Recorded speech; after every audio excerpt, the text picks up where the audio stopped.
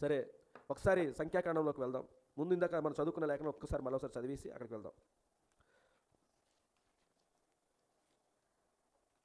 ఇంకా మరి కొంతమంది పేర్లు రాశాను, అది ఏదో సందర్భంలో వస్తాను, నేను అది కూడా నేను వాడుతాను, మరి ఎవరేమనుకోవద్దు. 18వ సామెతల గ్రంథం 18వ అధ్యాయము 10వ వచనాన్ని జ్ఞాపకం చేసుకోండి. యెహోవా నామము బలమైన దుర్గము, యెహోవా నామము బలమైన దుర్గము. హల్లెలూయా. నీతిమంతుడు అందులోనికి పరిగెత్తి సురక్షితంగా నుండును. ఈరోజు మన ప్రయాస ఎక్కడికి వెళ్ళాలి? బలమైన దుర్గము దగ్గరికి పరిగెత్తాలి. ఆ బలమైన దుర్గమే యెహోవా నామం. హల్లెలూయా. అలాగే ఇప్పుడు సామెతల గ్రంథము 32వ అధ్యాయము, క్షమించండి, యెషయా గ్రంథము 32వ అధ్యాయము. ఆలకించుడి, రాజు నీతిని బట్టి రాజ్య పరిపాలన చేయును. రాజు అంట నీతిని బట్టి రాజ్య పరిపాలన చేయును. అధికారులు న్యాయమును బట్టి ఏలుదురు. మనుషుడు గాలికి మరుగైన చోటు వలను, గాలివానకు చాటైన చోటు వలను ఉండును. ఎండిన చోట నీళ్ళ కాలువల వలను, అలసట పుట్టించు దేశమున గొప్ప బండ నీడ వలను ఉండును. చూడండి, ఈ యొక్క వాక్యం యొక్క సారాంశాన్ని మనం గ్రహించాలి. మనుషుడు గాలికి మరుగైన చోటు వలను, గాలివానకు చాటైన చోటు వలను ఉండును. గాలివానకు చాటైన చోటు అంటే గాలివాన వస్తుంది, ఆ గాలివానకు తడిసిపోకుండా ఉండాలి అని అంటే ఒక సురక్షితమైన ప్రదేశం కావాలి, ఉండాలి. ఆ కోణంలో ఆయన చెప్తున్నాడు. సరే, ఇందులో అతి ప్రాముఖ్యమైనది ఇందాక మనం చదువుకున్న సామెతల గ్రంథము 18వ అధ్యాయంలోని చదువుకున్న ఆశ్రయపురం అని ఉంది, చూసారు అక్కడ, లేదా బలమైన దుర్గము అని ఉంది. బలమైన దుర్గము, దీన్ని రెండు విధాలుగా వాడారు ప్రవక్త. దాన్ని ఆశ్రయపురము అన్నారు. హల్లెలూయా. చూడండి, ఈ ఆశ్రయపురాల గురించి ప్రవక్త చాలా వర్తమానంలోని దీనికి సంబంధించిన విషయాలు మెన్షన్ చేశాడు. కానీ ఒకసారి ఈ ఆశ్రయపురాలు యొక్క నేపథ్యం ఏమిటి అనేది మనం చూద్దాం. కొద్దిగా సంఖ్యాకాండం దగ్గరికి వెళ్దాం. ఎందుకు ఈ ఆశ్రయపురము? ఈ ఆశ్రయపురాలు ఎవరు నిర్మించారు, ఎక్కడ నిర్మించారు, దేనికోసం నిర్మించారు? ఆశ్రయపురం అన్నా ఇందాక దుర్గము, ఈ రెండు కూడా. సంఖ్యాకాండము 35వ అధ్యాయం అనుకుంటున్నాను, చూద్దాం ఒకసారి. 35వ అధ్యాయం అంతా కూడా మీరు ఇంటికి వెళ్ళిన తర్వాత చదవండి, కానీ నాకు ఇక్కడికి అవసరమైనదే నేను తీసుకుంటున్నాను. 9వ వచనం నుంచి చదువుతున్నాను. 35వ అధ్యాయము 9వ వచనం నుంచి చదువుతున్నాను. మరియు యెహోవా మోసేకు ఈలాగు సెలవిచ్చెను. ఎవరితో మాట్లాడుతున్నాడు దేవుడు? నీవు ఇశ్రాయేలుతో ఇట్లనుము, మీరు యోర్దాను దాటి కనాను దేశంలోకి వెళ్ళిన తర్వాత, ఇది కూడా జాగ్రత్తగా గమనించండి, యోర్దాను దాటి కనాను దేశంలోనికి వెళ్ళిన తర్వాత ఆశ్రయపురములుగా ఉండుటకు మీరు పురములను ఏర్పరచుకొనవలెను. ఆశ్రయపురములను మీరు పురములను ఏర్పరచుకొనవలెను. పొరబాటున అసలు ఈ ఆశ్రయపురం ఎందుకు, లేదా ఈ పురములు ఎందుకు కట్టుకోవాలి, దేని నిమిత్తము చూసినట్లయితే, ప్రియమైన సంగమా, 35వ అధ్యాయంలోని ఒకసారి మొదటి నుంచి మనం చూసినట్లయితే, లేవి వంశస్థులకి ఆశ్రయపురాలు ఉండాలి, పురములు ఉండాలి. లేవి వంశస్థులకి వాళ్ళు నివసించడానికి కొన్ని పురములను కట్టుకోవాలి. అలాగా దేవుడు వారికి అది కట్టుకోవడానికి అనుమతి ఇచ్చాడు. ఇందులో మొత్తం 42 ఏంటండి 42 పురములను లేవీలు నివసించాలి. 42 పురములలోని లేవీలు నివసించే స్థలాలుగా దేవుడు వారికి కట్టుకోమని చెప్పాడు. ఆ పురములలో నివసిస్తూ ఉండాలి. అయితే ఇంకొక 6 పురములు ఉన్నాయి, అర్థమవుతుంది కదండి. అవి ఆశ్రయపురములు. పురములు వేరు, ఆశ్రయపురము వేరు. జాగ్రత్తగా గమనించండి, పురము వేరు, ఆశ్రయపురము వేరు. ఈ పురముల్లో ఎవరు నివసిస్తున్నారు అంటే లేవీలు నివసించాలి. మరి ఆశ్రయపురములు దేనికి? అవి కూడా ఎన్నండి ఆశ్రయపురములు? ఓకే, అది కూడా మీకు చూపించాలా? మీరు 6వ వచనం చూడండి. 6వ వచనంలోనే మళ్ళీ కనిపిస్తుంది. మరియు మీరు లేవీలకు ఇచ్చు పురములలో 6 ఆశ్రయపురములు ఉండవలెను. అర్థమవుతుంది కదండి. ఆశ్రయపురములు ఎన్ని? పురములు 42, మొత్తం 48. చూడండి, మొత్తం కలిపితే 48 పురములండి. ప్రేమైన సంగమా, ఈ 42 పురములకి పక్కన పెట్టినట్లయితే ఈ 6 పురములు మనం ఆశ్రయపురాలు తీసుకున్నట్లయితే, ఈ ఆశ్రయపురాల్లో ఏం జరుగుతుంది, ఈ మిగతా ఈ 42 పురాల్లో ఏం జరుగుతుంది, పురముల్లో ఏం జరుగుతుంది? ఇక్కడ లేవీలు మాత్రం నివసించాలి 42లో. కానీ 6 ఆశ్రయపురముల దగ్గరికి వచ్చేసరికి అక్కడ ఎవరు ఉండాలి, దేనికి అది కట్టబడింది, ఈ 6 ఎక్కడెక్కడ కట్టబడ్డాయో తర్వాత మీరు చూడండి. కానీ ఈ 6 దేని నిమిత్తం అనేది ఒకసారి చూస్తే చూడండి, 9వ వచనం నుంచి మనం చదువుదాం. మరియు యెహోవా మోసేకు ఈలాగు సెలవిచ్చెను, నీవు ఇశ్రాయేలులతో ఇట్లనుము, మీరు యోర్దాను దాటి కనాను దేశంలోకి వెళ్ళిన తర్వాత ఆశ్రయపురములుగా ఉండుటకు మీరు పురములను ఏర్పరచుకొనవలెను. అవి 42 అనమాట. పొరపాటున ఒకరిని చంపినవాడు వాటిలోనికి పారిపోవచ్చును. పొరపాటున యాక్చువల్గా ఈ 6వ వచనాన్ని చదివినప్పుడు దాని కంటిన్యూషన్ మీరు చూసినట్లయితే అక్కడ కనబడుతుంది, నరహంతకుడు వాటిలోనికి పారిపోనట్లుగా వాటిని నియమింపవలెను, అవియుగాక 42 పురములను ఇయ్యవలెను. ఉందా లేదండి? అంటే పొరపాటున నరహంతకుడు, చూడండి, నరహంతకుడు పొరపాటు నరహంతకుడు ఎవరు? ముందు నరహంతకుడు అంటే ఎవరు? ఒక మనిషిని హత్య చేసిన వాడే నరహంతకుడు. కానీ పొరపాటున ఒక మనిషిని హత్య చేసిన వ్యక్తులు ఉంటారు. అప్పుడు హత్య చేసినప్పుడు ఆ వ్యక్తి ఇక్కడ చెప్పబడినట్టుగా నరహంతకుడు వాటిలోనికి పారిపోయినట్లుగా వాటిని నియమింపవలెను. ఇప్పుడు ఎవరైతే ఒక వ్యక్తి ఇంకో వ్యక్తిని చంపేశాడండి, అనుకోకుండా, కావాలని మనసులో ఉద్దేశం పెట్టుకొని చంపడం కాదు, పొరపాటును అనుకోకుండా చంపేశాడు. అర్థమైందండి? ఇప్పుడు సపోజ్ ఇలా ఉన్నామండి, ఇద్దరు మనుషులు ఎవరు గట్టు మీద పెద్ద ఎత్తైన ప్రదేశంలో మేడ మీద నడుస్తూ ఉన్నారు. అనుకోకుండా వీడు ఇలా ఉండి ఇలా తిరిగినప్పుడు ఈ చెయ్యి ఆడికి తగిలి మేడ నుంచి కింద పడిపోయి చనిపోయాడు. వీడు కావాలని తోసేసిందా లేకపోతే పొరపాటున గుద్దుకున్నాడా? అది అర్థమవుతుంది కదండి. ఇప్పుడు చనిపోయిన వ్యక్తి కుటుంబస్తులు ఉంటారు. అతని కుటుంబస్తులు ఉండి ఏం చేస్తారు? మా తమ్ముడు చంపేశాడు, మా తమ్ముడు తోస్తాడు, మా అన్నయ్యని తోస్తాడు అని చెప్పి మిగతా వీళ్ళందరూ కుటుంబస్తులు ఏం చేస్తారు? ఆ వ్యక్తిని కూడా ఏం చేయాలి? చంపేయాలని చూస్తారనమాట. అర్థమవుతుంది కదండి. అలాగా చంపేయాలని వాళ్ళు చూసినప్పుడు, అతను చంపడానికి ప్రయత్నం చేస్తున్నప్పుడు, అతని కోసం చంపాలని పరిగెడుతున్నప్పుడు అతను ఎక్కడున్నాడు అక్కడ కనుగొని అతను ఎలాగైనా చంపేయాలి. ఎందుకంటే ధర్మశాస్త్రం ఏం చెప్తుంది? కంటికి కన్ను, పంటికి పన్ను. కాబట్టి నరహత్య చేశారు కాబట్టి వీడికి మనం చంపేయాలి, అదే చెల్లిపోతుంది అని చెప్పి ధర్మశాస్త్రమే చెప్తున్నప్పుడు మనం ఎందుకు ఆగాలి అని చెప్పి ఏం చేస్తారు? ఆ వ్యక్తిని చంపేయాలని చూస్తారనమాట. కాబట్టి ఆ వ్యక్తి యొక్క ప్రాణాలు నిలపబడాలి అంటే అతను ఎక్కడికి వెళ్తే అతని ప్రాణాలు దక్కుతాయి అంటే ఇదిగో ఈ 6 ఆశ్రయపురాల్లోని ఏదో ఒక ఆశ్రయపురం దగ్గర మాత్రం ఖచ్చితంగా అతను వెళ్తేనే ఖచ్చితంగా అతని ప్రాణాలు దక్కుతాయండి. అర్థమవుతుంది కదండి. ఇది ఆశ్రయపురం యొక్క విలువ. 6 మనకి మళ్ళీ ఇంకేమీ లేవు. ఆ 42 మిగతా అవి మామూలు నివసించే స్థలాలు. నువ్వు ఒకవేళ పొరపాటున ఆశ్రయపురం అనుకుని చెప్పి ఆ లేవీలు నివసిస్తున్నటువంటి పురాల్లో ఎక్కడోకి వెళ్ళి నువ్వు దాక్కున్నా ఇలా పిలక పట్టుకుని వెనక్కి లాక్కొచ్చి బల్లెంతో పొడి చంపేయడమే. అక్కడ ఆ లేవీలు కూడా యాజకులు అయి ఉండొచ్చు, కానీ వాళ్ళకి ఆపడానికి హక్కు లేదు. సరే, ఎక్కడ ఇతను వెళ్ళి దాక్కోవాలి అంటే ఆశ్రయపురం దగ్గరికి వెళ్ళి ఆ 6 కూడా ఉంటాయి. 6 ఏదో ఒక ఆశ్రయపురం దగ్గరికి నువ్వు వెళ్ళి ఖచ్చితంగా దాక్కోవాల్సిందండి. హల్లెలూయా. అది ఛాయారూపకంగా ఈరోజు మనం చూస్తూ ఉన్నాం. అర్థమవుతుందండి. మన నిజ స్వరూపంలో కూడా ఆ విషయాలు మనకు దాచబడి ఉన్నాయి. అర్థమవుతుందండి. ఏమిటి నిజ స్వరూపంలో ఉన్నటువంటి ఆశ్రయపురాలు అంటే 7 ముద్రలే. 7 ముద్రలేనండి. 6 ముద్రల్లో 6 ఆశ్రయపురాలు. కానీ 7వ ముద్ర ప్రభువైన యేసుక్రీస్తు అసలైనటువంటి ఆశ్రయపురం అనమాట. అది ఇక్కడ కనబడదు మనకి, ఆ తర్వాత మనం చూద్దాం. కానీ ఇక్కడ జాగ్రత్త చూడండి. ఇది ఈ అధ్యాయం అంతా కూడా మీరు చదివితే మీకు అర్థమవుతుంది. కానీ మన సమయం లేదు కాబట్టి నేను ఇదంతా కూడా 2-3 మాటల్లో చెప్పాను. ఎలాంటి టైంలో అతను సేవ్ అవుతాడు, అతని ప్రాణాలు దక్కుతాయి. అతను నరహంతకుడే, కానీ కావాలని ఉద్దేశపూర్వకంగా అతను ఆ వ్యక్తిని చంపలేదు కాబట్టి, అతను మరణించడానికి వీలు లేదు కాబట్టి, అతను ప్రాణాలు దక్కించుకోవాలంటే ఖచ్చితంగా అతను ఎక్కడికి వెళ్ళాలి? ఆశ్రయపురం దగ్గరికి వెళ్ళాలండి. హల్లెలూయా. కాబట్టి దీని నుంచి మనం కొన్ని విషయాలు ఈరోజు నేను ఒత్తిడి విడిచిపెట్టిన వర్తమానంలో కొన్ని విషయాలు నేను చూడాలనుకుంటున్నాను.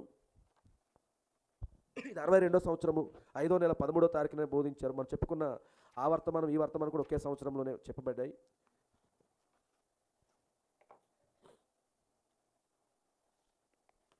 నువ్వు అది డిస్ప్లేలో ఉంటే డిస్ప్లేలో పెట్టినాయి. ప్రవక్త అంటున్నారు స్టార్టింగ్లోనే, జాగ్రత్త చూద్దాం. ఇప్పుడు నేను బోధించబో అంశము ఒత్తిడిని విడిచిపెట్టుట. అది చాలా వింత అంశము. ఒత్తిడిని విడిచిపెట్టుట లేదా వదులుట. నేను దీన్ని ఎన్నుకున్నట్టు కారణము, ఎందుకు ఎన్నుకున్నాడు ప్రవక్త? కారణము, నేను ఒక కూటమునకు వచ్చి ముందుగా ఎల్లప్పుడూ ప్రార్థించి, కూటానికి వచ్చే ముందు ఏం చేస్తాడైనా? ఎల్లప్పుడూ ప్రార్థించి ప్రభువునొద్ద వెతుకుటకు ప్రయత్నించుదును. హల్లెలూయా. ఒక నిజమైన సేవకుడు చేసే పని అండి అది. నిజమైనటువంటి ఎవరైనా ఎక్కడికైనా నువ్వు ఏదైనా ప్రయాణం చేయాలి అనుకున్నప్పుడు ఖచ్చితంగా నువ్వు చేయాల్సిన మొట్టమొదటి పని ఏంటిది? ప్రార్థన. నువ్వు సంఘానికి ఇప్పుడు మీ ఇంటి దగ్గర నుంచి ఇక్కడ రావాలి, ఏం చేయాలి? ప్రార్థన. నువ్వు ఆఫీస్కి బయలుదేరాలి, ఏం చేయాలి? నువ్వు స్కూల్కి బయలుదేరాలి, ఏం చేయాలి? మా చిన్న జమీన ఎప్పుడు కూడా ఎగ్జామ్స్, చిన్న ఎగ్జామ్స్ అవని పెద్దవని, ఏ ఎగ్జామ్స్ అయినా ఎగ్జామ్స్లో మాత్రం మస్ట్ అండ్ షుడ్ ఖచ్చితంగా నేను ఎంత బిజీగా ఉన్నా ఎక్కడున్నా నా దగ్గరికి వచ్చి డాడీ ప్రార్థన చేయి, ఈరోజు ఎగ్జామ్స్ అంటుంది. మా అభిషేక్ ఏ రోజు ఇప్పుడు వచ్చి నాకు అడగలేదు. చెప్తున్నాను, పిల్లలలోనూ కూడా ఆ మార్పు చూడండి. ఈ రోజు వరకు ఇన్ని ఎగ్జామ్స్ బలవంతంగా నేను ప్రార్థన చేస్తానని పిలిపించి నేను ప్రార్థన చేయాలంతే. వాళ్ళు అంత టాలెంట్ ఉంటుంది అనమాట. దేవుడు లేకపోయినా నేను అన్ని ఎగ్జామ్స్ పాస్ అయిపోతాను, చేసేస్తాను అనుకో. చిన్న జమీ నాకు అంత జ్ఞానం ఎలా వచ్చినా తెలియదు. ఎప్పుడు చూస్తాను నేను, అప్పుడప్పుడు నేను చాలా బిజీగా ఉండి ఏదో ఆ గదిలో ఉండి నేను ఏదో రకంగా ఉంటే ఆ టైంలో వచ్చి చక్కగా యూనిఫామ్ వేసుకొని డాడీ ఈరోజు ఎగ్జామ్స్ ప్రార్థన చేయంటుంది. ఓ రోజు నేను ఏదో పనిలో నుండి కరెక్ట్ స్నానం చేయడానికి ఆ టైంలో వచ్చి ప్రార్థన చేయను. అమ్మ మరి ఇప్పుడు ప్రార్థన చేయలేను, మరి నువ్వు ప్రార్థన చేసుకుంటే నేను ప్రార్థన చేస్తే పర్వాలేదా డాడీ అన్నది. అప్పుడు చెయ్యమ్మా అన్న, తను చేసుకుని వెళ్ళిపోయాడు. అంటే ఎందుకు చెప్తున్నాను, ప్రవక్త ఇక్కడ మనకి నేర్పిస్తుంది అదే. ఆయన కూటానికి బయలుదేరాడు, ఉచితంగా ఏమో వెళ్ళిపోలేదు. దేవుడు నాకు ప్రేరేపణ ఇచ్చాడు, ఆ ప్రేరేపణ సంఘానికి చెప్పేయాలని చెప్పేసి బయలుదేరేలేదు. అది ప్రార్థన చేశాడు. నువ్వు ఏ పని చేయాలన్న దానికి ముందు ప్రార్థన ఉండాలి. నువ్వు ఒక అడుగు ముందు తీసుకుని ఏదో ఉద్దేశం కోసం వెళ్తున్నావు, ప్రార్థన ఉండాలి. అందుకే ఆయన అంటున్నాడు, ప్రభువునొద్ద వెదుగుటకు ప్రయత్నించుదును, ఆ సంఘము చిన్నదైనా. చూడండి ఆయన ఏమంటున్నాడు చూడండి, ఆ సంఘము చిన్నదైనా పెద్దదైనా ఒక్కరైనా మిలియన్ల మంది అయినా నా ప్రభువును మహిమపరచుటకు ఏదో చేయకుండా అక్కడ నేను కనబడగోరను. హల్లెలూయా. వినిపించగోరను. ఒక్కడుండని 100 మంది ఉండని 1000 మంది ఉండని చిన్న సంఘమని పెద్ద సంఘమని ఏ సంఘమా అది కాదు. అక్కడ ఆయన నిజంగా దేవుని ముందు సంప్రదించిన తర్వాతనే బయలుదేరుతున్నాడు. హల్లెలూయా. కాబట్టి జనుల యొక్క అవసరతను చూచినప్పుడు ఏదో వినిపించవలనని ఇక్కడికి నేను రాను. ఎందుకనగా మంచి వ్యక్తిను వ్యక్తానని రాశారు ఇక్కడ, అలాగే ఉందా సరే, వ్యక్తిని అంటుంది. ఎందుకనగా మంచి వ్యక్తిని నేను కాను, స్వరము బాగోదు, విద్య గలవాడిని కాను, నా అంశం మీద ఎన్నడూ నిలబడి ఉండను. ప్రవక్త వీక్నెస్ చూసారా ఏం చెప్పుకుంటున్నాడు ఆయన, నేను మంచి వ్యక్తిగా లేను, వ్యక్తిత్వంగా మంచి వ్యక్తిగా లేను. అంటే మంచి వ్యక్తిగా అంటే గుడ్ బ్యాడ్ గురించి ఆయన చెప్పట్లేదు అక్కడ. అంటే ఉన్నతంగా మంచి ఉందాగా మంచి బోధకుళ్ళగా నేను లేను అని చెప్తున్నాడు ఆయన. స్వరము బాగోదు, విద్య గలవాడిని కాను, ఈయన వీక్నెస్లు. నా అంశం మీద ఎన్నడూ నిలబడి ఉండను, ఇది చెప్తానంటాను కానీ అక్కడ ఉండను, నేను ఇంకో దగ్గరికి వెళ్ళిపోతుంటాను. బ్రహ్మాం గారి బోధ అలాంటిది. ఆయన ఇక్కడ స్టార్ట్ చేస్తాడు, ఇంకో దగ్గరికి వెళ్ళిపోతాడు. కానీ దేవుడు ఏటో మరి తెలియదు. ఆయన ద్వారానే దేవుడు 7 ముద్రలు మర్మాన్ని బయలుపరిచాడు. హల్లెలూయా. ఆది కాండము నుండి ప్రకటన వరకు ఎగురుచుందును, నేను ధారాళంగా చెప్పగలవాని కాను, కానీ ప్రభువును ఎంతో నేను ప్రేమించుచున్నాను. హల్లెలూయా. మొదట నేను ఆయన జనులను ప్రేమించనిచో ఆయనను నేను ప్రేమించలేను. ఆయన ప్రేమిస్తున్నాను అనడానికి రుజువేంటి? ఆయన జనులను నేను ప్రేమించాలి. ఆయన జనులను నేను ప్రేమిస్తేనే ఆయన నేను ప్రేమిస్తున్నాను. ప్రవక్త నేర్పిస్తున్న పాఠం మనకి. నీ పక్కనున్న సహోదరుడు ప్రేమించకుంటే నేను దేవుణ్ణి ప్రేమిస్తున్నాను. నీ సహోదరుని నువ్వు ప్రేమించకుండా నేను దేవుణ్ణి ప్రేమిస్తున్నాను. ప్రేమించడం అంటే దువ్వెన పట్టుకుని దువ్వుకునే మాటలు కాదండి. ప్రకటన గ్రంథము 3వ అధ్యాయంలో లవోదిక సంఘ కాలానికి ఆయన ఇస్తున్న వార్నింగ్ ఏం చెప్తున్నాడు ఆయన? నేను ప్రేమించు వారిని గద్దించి శిక్షించుచున్నాను అన్నాడు. అది ప్రేమ. నువ్వు నిజంగా నీ స్నేహితుని ప్రేమిస్తే, నువ్వు నిజంగా నీ ఇరుగు పొరుగు వాళ్ళు లేదా నీ పక్కన ఉన్న వారిని సహోదరులను ప్రేమించడం అంటే వారు చేసిన తప్పులను ఖండించకుండా వారు చేసినటువంటి దేన్ని కూడా నువ్వు అలాగే ఉండి పర్వాలేదు నువ్వు వారిని ప్రేమించట్లేదు. నేను దేవుణ్ణి ప్రేమిస్తాను. నీ పక్కన ఉన్న వాళ్ళని నువ్వు సరైన విధానంలో ప్రేమించట్లేదు. వాళ్ళు వాక్యాన్ని వ్యతిరేకంగా ఉంటే ప్రేమించు, వాళ్ళకి వాక్యంలో ఉన్న ప్రేమించంటే ఏంటి దాని అర్థం? తప్పుగా ఉన్నప్పుడు తప్పును తప్పుగానే ఖండించాలి, వాక్యంగా ఉన్నప్పుడు వాళ్ళు అప్రిషియేట్ చేయాలి. అర్థమవుతుంది కదండి? అది దేవుని ప్రేమ. అందుకే ఆయన అంటున్నాడు, కానీ ప్రభువును ఎంతో నేను ప్రేమించుచున్నాను. మొదట నేను ఆయన జనులను ప్రేమించనిచో ఆయనను నేను ప్రేమించలేను. చూసారా, నేను ఆయన ప్రజలను ప్రేమించవలసి ఉన్నాను గనుక ఆయన ప్రజలను నేను ప్రేమించినచో నేను ఆయనను ప్రేమింతును. ఈ దేవుని ప్రేమ వెనకాల ఉన్న సీక్రెట్ ఇదే. నువ్వు దేవుణ్ణి ప్రేమిస్తున్నాను అని చెప్పి నీ పక్కనున్న సహోదరుని దూషిస్తున్నావు అంటే నీలో దేవుని ప్రేమ లేనట్టే. మరియు అప్పుడు నేను ఆయన చేసినట్లుగా చేయకూడదును, నా లక్ష్యములు ఆయన లక్ష్యముల వలె ఉండునట్లుగా చూసుకుందును. ఎల్లప్పుడూ మేలు చేయుటకు ఎవరికో సహాయం చేయుటకు ప్రయత్నించుట అందువలననే మనము జీవించున్న ఈ దినమును చూచుచూ ఇక్కడున్న ఈ సంఘమునకు గొప్ప కాపరి ఉన్నాడని ఎరిగి ఉండి, చూడండి, అది పొగడ్త కొరకు చెప్పుటం లేదు. ఎవరి గురించి చెప్తున్నాడైనా? ఎవరైనా దానిని నా హృదయము నుండి చెప్పుచున్నాను. ఏదైనా వేరుగా నేను చెప్పినచో వేషధారినవుదును, ఏది వచ్చినా ఏది పోయినా కానీ లెక్క చేయక సత్యము మీద నిలబడు సంఘ కాపరిని ఈ సంఘము కలిగి ఉన్నదని నేను నమ్ముచున్నాను. హల్లెలూయా. చూడండి, ప్రవక్త బ్రనహాం గారు ఏ ప్రత్యక్షతను కలిగి ఉన్నాడో, సహోదరు బ్రనహాం గారు ఏ విధంగా నడిపించబడుతున్నాడో అదే ప్రత్యక్షత, అదే నడిపింపులో నుంచి ఎవరు వెళ్తున్నారు? ఇప్పుడు నెవిల్ గారు వెళ్తున్నారు. అందుకు ఆయన అంటున్నాడు, అది నా నమ్మకము మరియు నా కుమారుని యందు నాకు గల నమ్మకము, మరియు నా కుమారుని యందు నాకు గల నమ్మకం అది నేను నమ్ముచున్నాను. చూడండి, పౌలు గారి యొక్క ఆత్మీయ కుమారుడు ఎవరు? తిమోతి. ఇక్కడ కూడా బ్రనహాం గారి యొక్క ఆత్మీయ కుమారుడుగా ఈయన సంబోధిస్తున్నారు ఆ కాపరిని. మరియు నా కుమారుని యందు నాకు గల నమ్మకం అది నేను నమ్ముచున్నాను. అతడు ఉండవలసినంత నిర్భయుడు, అతడు ఘనుడు, పరిశుద్ధుడగు ఈ చివరి దినపు సేవ కొరకై దేవుని చేత పంపబడిన వాడినై ఉన్నాడు. నేను ప్రసంగించుచున్న ఈ వాక్య భాగం నుండియే అతడు బోధించును. హల్లెలూయా. అదే అంటున్నాను. ఇప్పుడు సహోదరు గారు ఆశీస్సురాలు గారు బోధించిన ఆయన కలిగి ఉన్న ప్రత్యక్షతనే కదా మనం కూడా ఇక్కడ దేవుడు మనకి ఇచ్చిన పరిమితిని బట్టి మనం బోధించుకుంటున్నాం. అంతేనండి. మనం ఏదైనా ఇంకో వేరే కోణంలో వెళ్తున్నామా? ఒకవేళ వెళ్ళినట్టయితే ఈరోజు ఆశీస్సురాలు గారితో మనం సహవాసం చేయం కదా. ఇప్పుడు అనేక మంది విడిచిపెట్టి వెళ్ళిపోయిన వాళ్ళు చాలామంది ఉన్నారు. ఇందాకే చెప్పాను, ఆ మొదట్లో ఎంత ఆంధ్ర తెలంగాణ మొత్తం విశ్వాసుల కంటే పాస్టర్ గారులే ఎక్కువ ఉండేవారు. అలాంటిది ఈరోజు ఇటుకసో 12 మంది కూర్చుంటారు. దాని అర్థం ఏమిటి? నేను గత వారమే చెప్పాను, ఏమైంది? పిరమిడ్ పైకి వెళ్తున్న కొలది ఏమవుతుంది? సన్నం చేయబడుతుందా లేదా? అదే నేను ప్రసంగించుచున్న ఈ వాక్య భాగం నుండి అతడు బోధించును, అనగా ఆది కాండం నుండి ప్రకటన గ్రంథం వరకు ఎలాగో రాయబడి ఉన్నదో అలాగే బోధించును. నాకు అది ఇష్టము, ఏ రాజీ లేదు, వాక్యముతో నిలిచియుండుడి, అది నాకు ఇష్టము. హల్లెలూయా.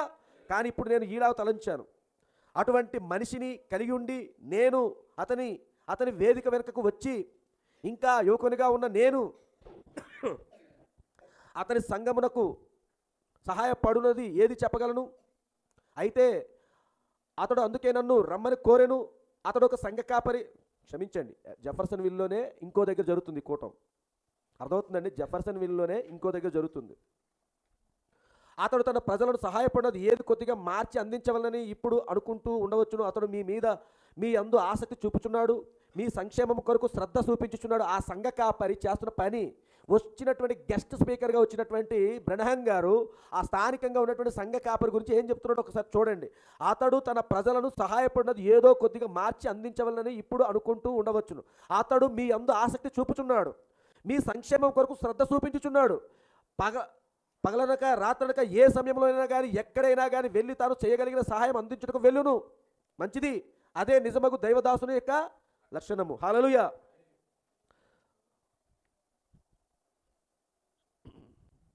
చూడండి, ఇప్పుడు ఆ వచ్చిన సేవ బ్రనహాం గారు ఆ సంఘాన్ని దర్శించినప్పుడు ఆ స్థానికంగా ఉన్న చిన్న సంఘ కాపరి గురించి ఆయన మాట్లాడుతున్నాడు. ఏమంటున్నాడు? అతడు నన్ను తొందర పెట్టినట్లుగాను, తెగులుకు గురి చేసినట్లుగాను, వ్యాధికి గురి చేసినట్లుగాను, మరేదో చేసినట్లుగాను చెప్పాను. అటువంటిది ఏమీ అతడు చేయలేదు. అది అతనిని మరి ఎక్కువగా నేను ప్రేమించినట్లు చేసినది. అది నేను ప్రేమించుచున్నాను గనుక అతడు ఎడతెగక అడుగుచునే ఉన్నాడు. ఎందుకనగా అతనికి నమ్మకం గలదు. అది ఒకవేళ నేను బాధాకరంగా మాట్లాడినచో అతడు అలాగూ నాతో చేయించుటకు ఈ గొర్రెల ఎదురు నన్ను తీసుకొని రాలేదని గ్రహించండి. లేదు, ఏ కాపరియు అలాగూ చేయడు. ఎందుకనగా నేను సరైనది చేయుదునని అతడు తలంచును.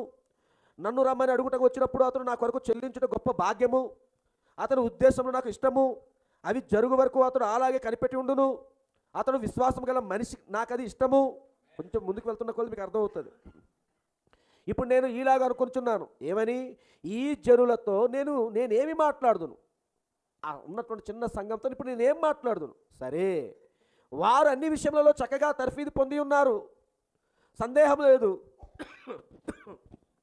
అన్ని విషయాలు తెలిసిన వాళ్ళు ఆ వచ్చిన సంఘస్థులంట అన్ని విషయాలు తెలుసుకున్న వాళ్ళంట అనుకున్నారు. కానీ వచ్చినటువంటి సహోదరుడు బ్రనహాం గారికి సంఘాన్ని చూసినప్పుడు అన్ని విషయాల్లో కూడా వీళ్ళు చాలా బాగానే ఉన్నారు అని ఉన్నారు.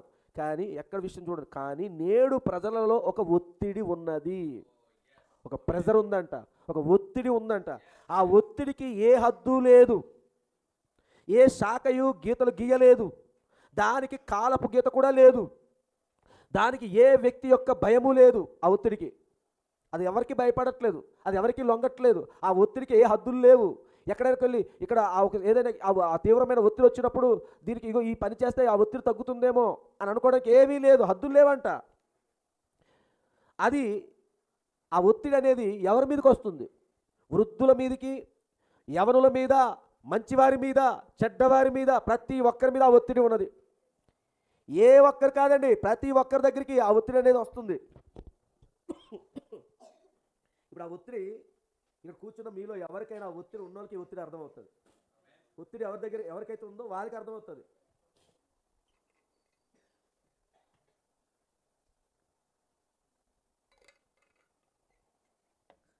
నాకు ఏ ఒత్తిడి లేదు అని ఎవరైతే ఇక్కడ అనుకుంటున్నామో వారికి ఈ వర్తమానం అర్థమవుతుంది.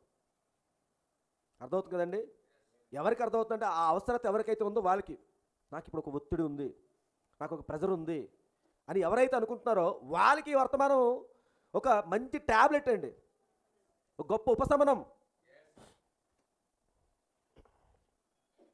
ఎవరికి ఈ ఒత్తిడి వస్తుంది అంటే ఎవరు కాదు, వృద్ధులు, ముసలి వాళ్ళకి కూడా, యవనస్తులకి ఒత్తిడి వస్తుంది. యవనస్తులకి ఏమి యాత్ర ఉంటుంది? వాళ్ళకేంటి అనుకోవడం వీల్లేదు. యవనస్తులకు కూడా తీవ్రమైన ఒత్తిడి ఉందంట. మంచివారి మీద ఉంటుంది, చెడ్డవారి మీద ఉంది, ప్రతి ఒక్కరి మీద ఒత్తిడి ఉంది, ప్రెజర్ ఉంది. చూడండి, ప్రవక్త అంటున్నారు ఇక్కడ మరలా, మనము నరముల తీవ్రత, న్యూరోటిక్, నరముల తీవ్రత అంటే న్యూరోటిక్ ఏజ్ అనమాట. మనము నరముల తీవ్రత, ఉద్రిక్తత గల యుగంలో జీవిస్తున్నాం. ఇప్పుడు అర్థమైందండి మనం ఎటువంటి యుగంలో జీవిస్తున్నాము, మనం ఎటువంటి కాలంలో జీవిస్తున్నామంటే ప్రవక్త చెప్పిన దానికి దాటుకొని జీవించేది కాదు. ప్రవక్త పలుకుతున్నాడు ఖచ్చితంగా, మనం ఇక్కడ నరముల ఉద్రిక్తతో ఉన్నటువంటి కాలం ఇది. అర్థమవుతుందండి? అలాంటి ఉద్రేకమైనటువంటి కాలంలో, ఒత్తిళ్ల మధ్య ఉన్నటువంటి ఈ కాలంలో మనం జీవిస్తున్నప్పుడు మనం ఎలా ప్రశాంతంగా ఉండగలం? ఎక్కడ లేదు ఒత్తిడి. ఒత్తిడి లేని స్థలం ఎక్కడుంది? భూమి మీద ఎక్కడా లేదు. ఏ ఆశ్రయపురం లేదు, ఏ హాస్పిటల్ దగ్గరికి వెళ్ళినా లేదు, ఏ డాక్టర్ దగ్గరికి వెళ్ళినా నీకు దొరకదు. ఏ గొప్ప ప్రశాంతంగా ఉన్నటువంటి ప్రదేశాల దగ్గరికి వెళ్ళి కొద్ది రోజులు రెస్ట్ తీసుకుంటారంటే లేదు. డాక్టర్ సలహా ఇస్తుంటారు, అమ్మాయి విశాఖపట్నం అంతా కూడా పొల్యూషన్ అయిపోయింది, ఈ పొల్యూషన్తో నిండిపోయి ఈ గాలిని పీల్చుకున్నప్పుడు నీ శరీరంలో తెలియకుండా ఆటోమేటిక్గానే తీవ్రమైన ఒత్తిడిలు వచ్చి ఈ బీపీ, షుగర్లు, రకరకమైన వ్యాధులతో ఒత్తిడితో నువ్వు గురవుతూ ఉంటావు. కాబట్టి అందాక నువ్వు ప్రశాంతంగా ఏదైనా మారుమూల పల్లెటూరుకి వెళ్ళి అక్కడ స్వచ్ఛంగా వచ్చి గాలిని పీల్చుకుని ఉంటే నువ్వు హ్యాపీగా ఉంటావు అని చెప్తారు. ఆడ 10 రోజులు బాగానే ఉంటావు, మళ్ళీ ఇంకొకటి కొత్త రకమైన స్టార్ట్ అవుతుంది.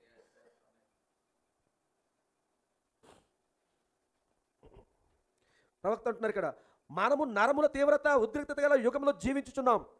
ప్రతివారు పందెప్రంగంలో వలె ఇటు అటు వెళుచున్నారు, శూన్యంలోనికి పోవుచున్నారు. ఇది అటువంటి కాలము. అన్ని చోట్ల అనారోగ్యంగా ఉన్నట్లుగానే ఈ సంఘము కూడా ఆ వ్యాధిలో మొత్తబడి ఉన్నది అని నాకు తెలియను. ప్రవక్త ఏమంటున్నారు? ఇప్పుడు ఎక్కడి నుంచి ఎక్కడికి వచ్చారు? ప్రపంచం చుట్టూ ఉన్నటువంటి వాతావరణం అంతా ఇప్పుడు ఎక్కడికి వచ్చింది? అది సంఘంలోకి వచ్చింది. ఆయన చెప్తున్నాడు చూడండి, అనారోగ్యముగా ఉన్నట్లుగానే, అన్ని చోట్ల అనారోగ్యముగా ఉన్నట్లుగానే ఈ సంఘము కూడా ఆ వ్యాధిలో మొత్తబడి ఉన్నదని నాకు తెలియను. గుడారము దానితో జబ్బు పడినది, జబ్బుతో ఉంది గుడారము. ఎక్కడ చూచినా ప్రపంచమంతయు అలాగే ఉన్నది. ఇక్కడ కూర్చున్న మీరు, ఇక్కడ యవనస్తులు ఉన్నారు, చిన్నపిల్లలు ఉన్నారు, కాలేజీకి వెళ్తున్న వాళ్ళు ఉన్నారు, మధ్య వయస్కులు ఉన్నారు, అందరూ కూడా మీకు మీరు ఒకసారి ప్రశ్నించుకోండి, ప్రభువా నిజమే నేను ఒక ఒత్తిడిలో ఉన్నానా లేదా? నీకు పరీక్షించుకో ఒకసారి. నాకు లేదని నువ్వు అనుకో, ఒకసారి చూద్దాం. నీకే ఒత్తిడి లేదా? ఖచ్చితంగా ప్రతి ఒక్కరికి కూడా ఒక్కొక్క ఒత్తిడి కలిగి ఉన్నారు. ఇది ఒత్తిడి దినము. ఏ దినం అండి ఇది? ఒత్తిడి దినము. చాలా ప్రెజర్తో నిండిపోయినటువంటి దినంగా ఉంది. మీకు తెలుసు, మన ఇంటి దగ్గర ఉన్న ఈ ప్రెజర్ కుక్కర్ దగ్గర ఆ లోపల ప్రెజర్ ఎక్కువైంది అనుకోండి, విజిల్ వస్తుంది, అంతేనండి. ఒక్కొక్కసారి ఆ పైన మూత కానీ సరిగ్గా మీరు పెట్టకపోతే ఆ ప్రెజర్ ఎక్కువైపోతే ఆ మూతతో సహా పైకి లేచిపోద్ది. అలాగా కొన్నిసార్లు మన శరీరంలోని కూడా ఈ తీవ్రమైన ఇబ్బందులు, ఇరుకులు, సమస్యలు, రకరకాలైనటువంటి శోధనలు, ఆరోగ్యపరమైనటువంటి శోధనలు ఇవన్నీ మన ఒత్తిడి గురి చేస్తూ ఉంటాయి. గురి చేసినప్పుడు నువ్వు ఎప్పుడు ఫ్రీ అవుతావు అంటే ఆ ఒత్తిడిని ఈరోజు బయటకు వెళ్ళిపోయినప్పుడే. ఆ ఒత్తిడి లేదా ఆ ప్రెజర్ అనేది అక్కడ ఆ యొక్క చిన్న పాత్రలోని ఆ కుక్కర్లోని ప్రెజర్ అనేది ఎప్పుడు లోపల ఆ ఒత్తిడి తగ్గుతుంది అంటే ఆ విజిల్ బయటకు వచ్చినప్పుడే. లేదా మూత బయటకు మెల్లగా తీస్తుంటాం, టైం తీసుకొని మెల్లగా తీసినప్పుడు. ఒకేసారి తీయలేం, తీస్తే బ్లాస్ట్ అయిపోద్ది. మెల్లగా ముందు విజిల్ తీసిన తర్వాత ఇప్పుడు మెల్ల మూత తీస్తారు. అప్పుడు లోపల ఎటువంటి గ్యాస్ కానీ, ఏ ఒత్తిడి, ప్రెజర్ కానీ ఉండదు, ఏ ఆవిరి కూడా ఉండదు. అలా ఇక్కడ మనిషికి కలిగినటువంటి ఒత్తిళ్ళు ఏవైతే ఉన్న వ్యాధి రూపకమైన ఒత్తిళ్ళు లేదా అప్పుల రూపకమైనటువంటి ఒత్తిళ్ళు అవ్వచ్చు, లేదా శోధనకు సంబంధించి ఏదో రకమైన ఒత్తిళ్లను విరిగిపోయినప్పుడు ఆ ఒత్తిడి నుంచి నువ్వు బయటపడడానికి నీలో ఉన్న ఆ ఆవిరిని నువ్వు బయట విడిచిపెట్టడానికి ఇప్పుడు నీకు కావాల్సింది ఎక్కడో దానికోసం నువ్వు ఎదురు చూస్తూ ఉంటావు. ఇక్కడికి వెళ్తున్నా ఆ ఒత్తిడి తగ్గుతుందా, ఇతన్ని సంప్రదిస్తే ఆ ఒత్తిడి తగ్గుతుందా, ఇతనితో మాట్లాడితే ఆ ఒత్తిడి తగ్గుతుందా, ఈ డాక్టర్ దగ్గరికి వెళ్తే ఆ ఒత్తిడి తగ్గిపోతుందా, ఆ డాక్టర్ దగ్గరికి వెళ్తే, ఈ హాస్పిటల్ దగ్గరికి వెళ్తే, ఈ లాయర్ దగ్గరికి వెళ్తే, ఇతను సంప్రదిస్తే, ఇతను పట్టుకుంటే ఇదంతా క్లియర్ అయిపోతుంది. ఇది ఏమిటి అంటే నీలో ఉన్న ఒత్తిడికి ఏదో దగ్గరికి వెళ్తే నీకు ఉపశమనం కలుగుతుందేమో, ఇతని దగ్గరికి వెళ్తే నా ఒత్తిడి తగ్గిపోతుందేమో, ఇతని దగ్గరికి వెళ్తే నా ఒత్తిడి తీసివేయబడుతుందేమో అని నువ్వు అనుకోవడానికి ప్రవక్త అంటున్నారు. చూడండి, ఇది ఒత్తిడి దినము.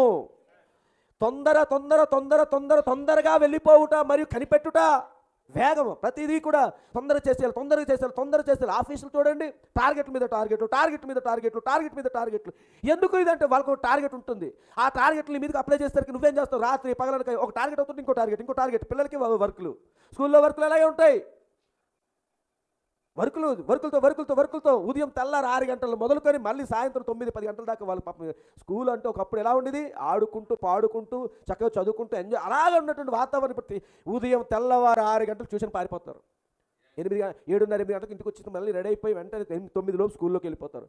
స్కూల్లోకి వెళ్ళిన తర్వాత సాయంత్రం 4 గంటల దాకా స్కూల్లోని ఒకప్పుడు మధ్యలో బ్రేక్ టైం ఇచ్చి ఆటలు ఆడుకొని ఇది అది ఉంది. ఇప్పుడు ఏ ఆటలు లేవు, ఏం పాటలు లేవు.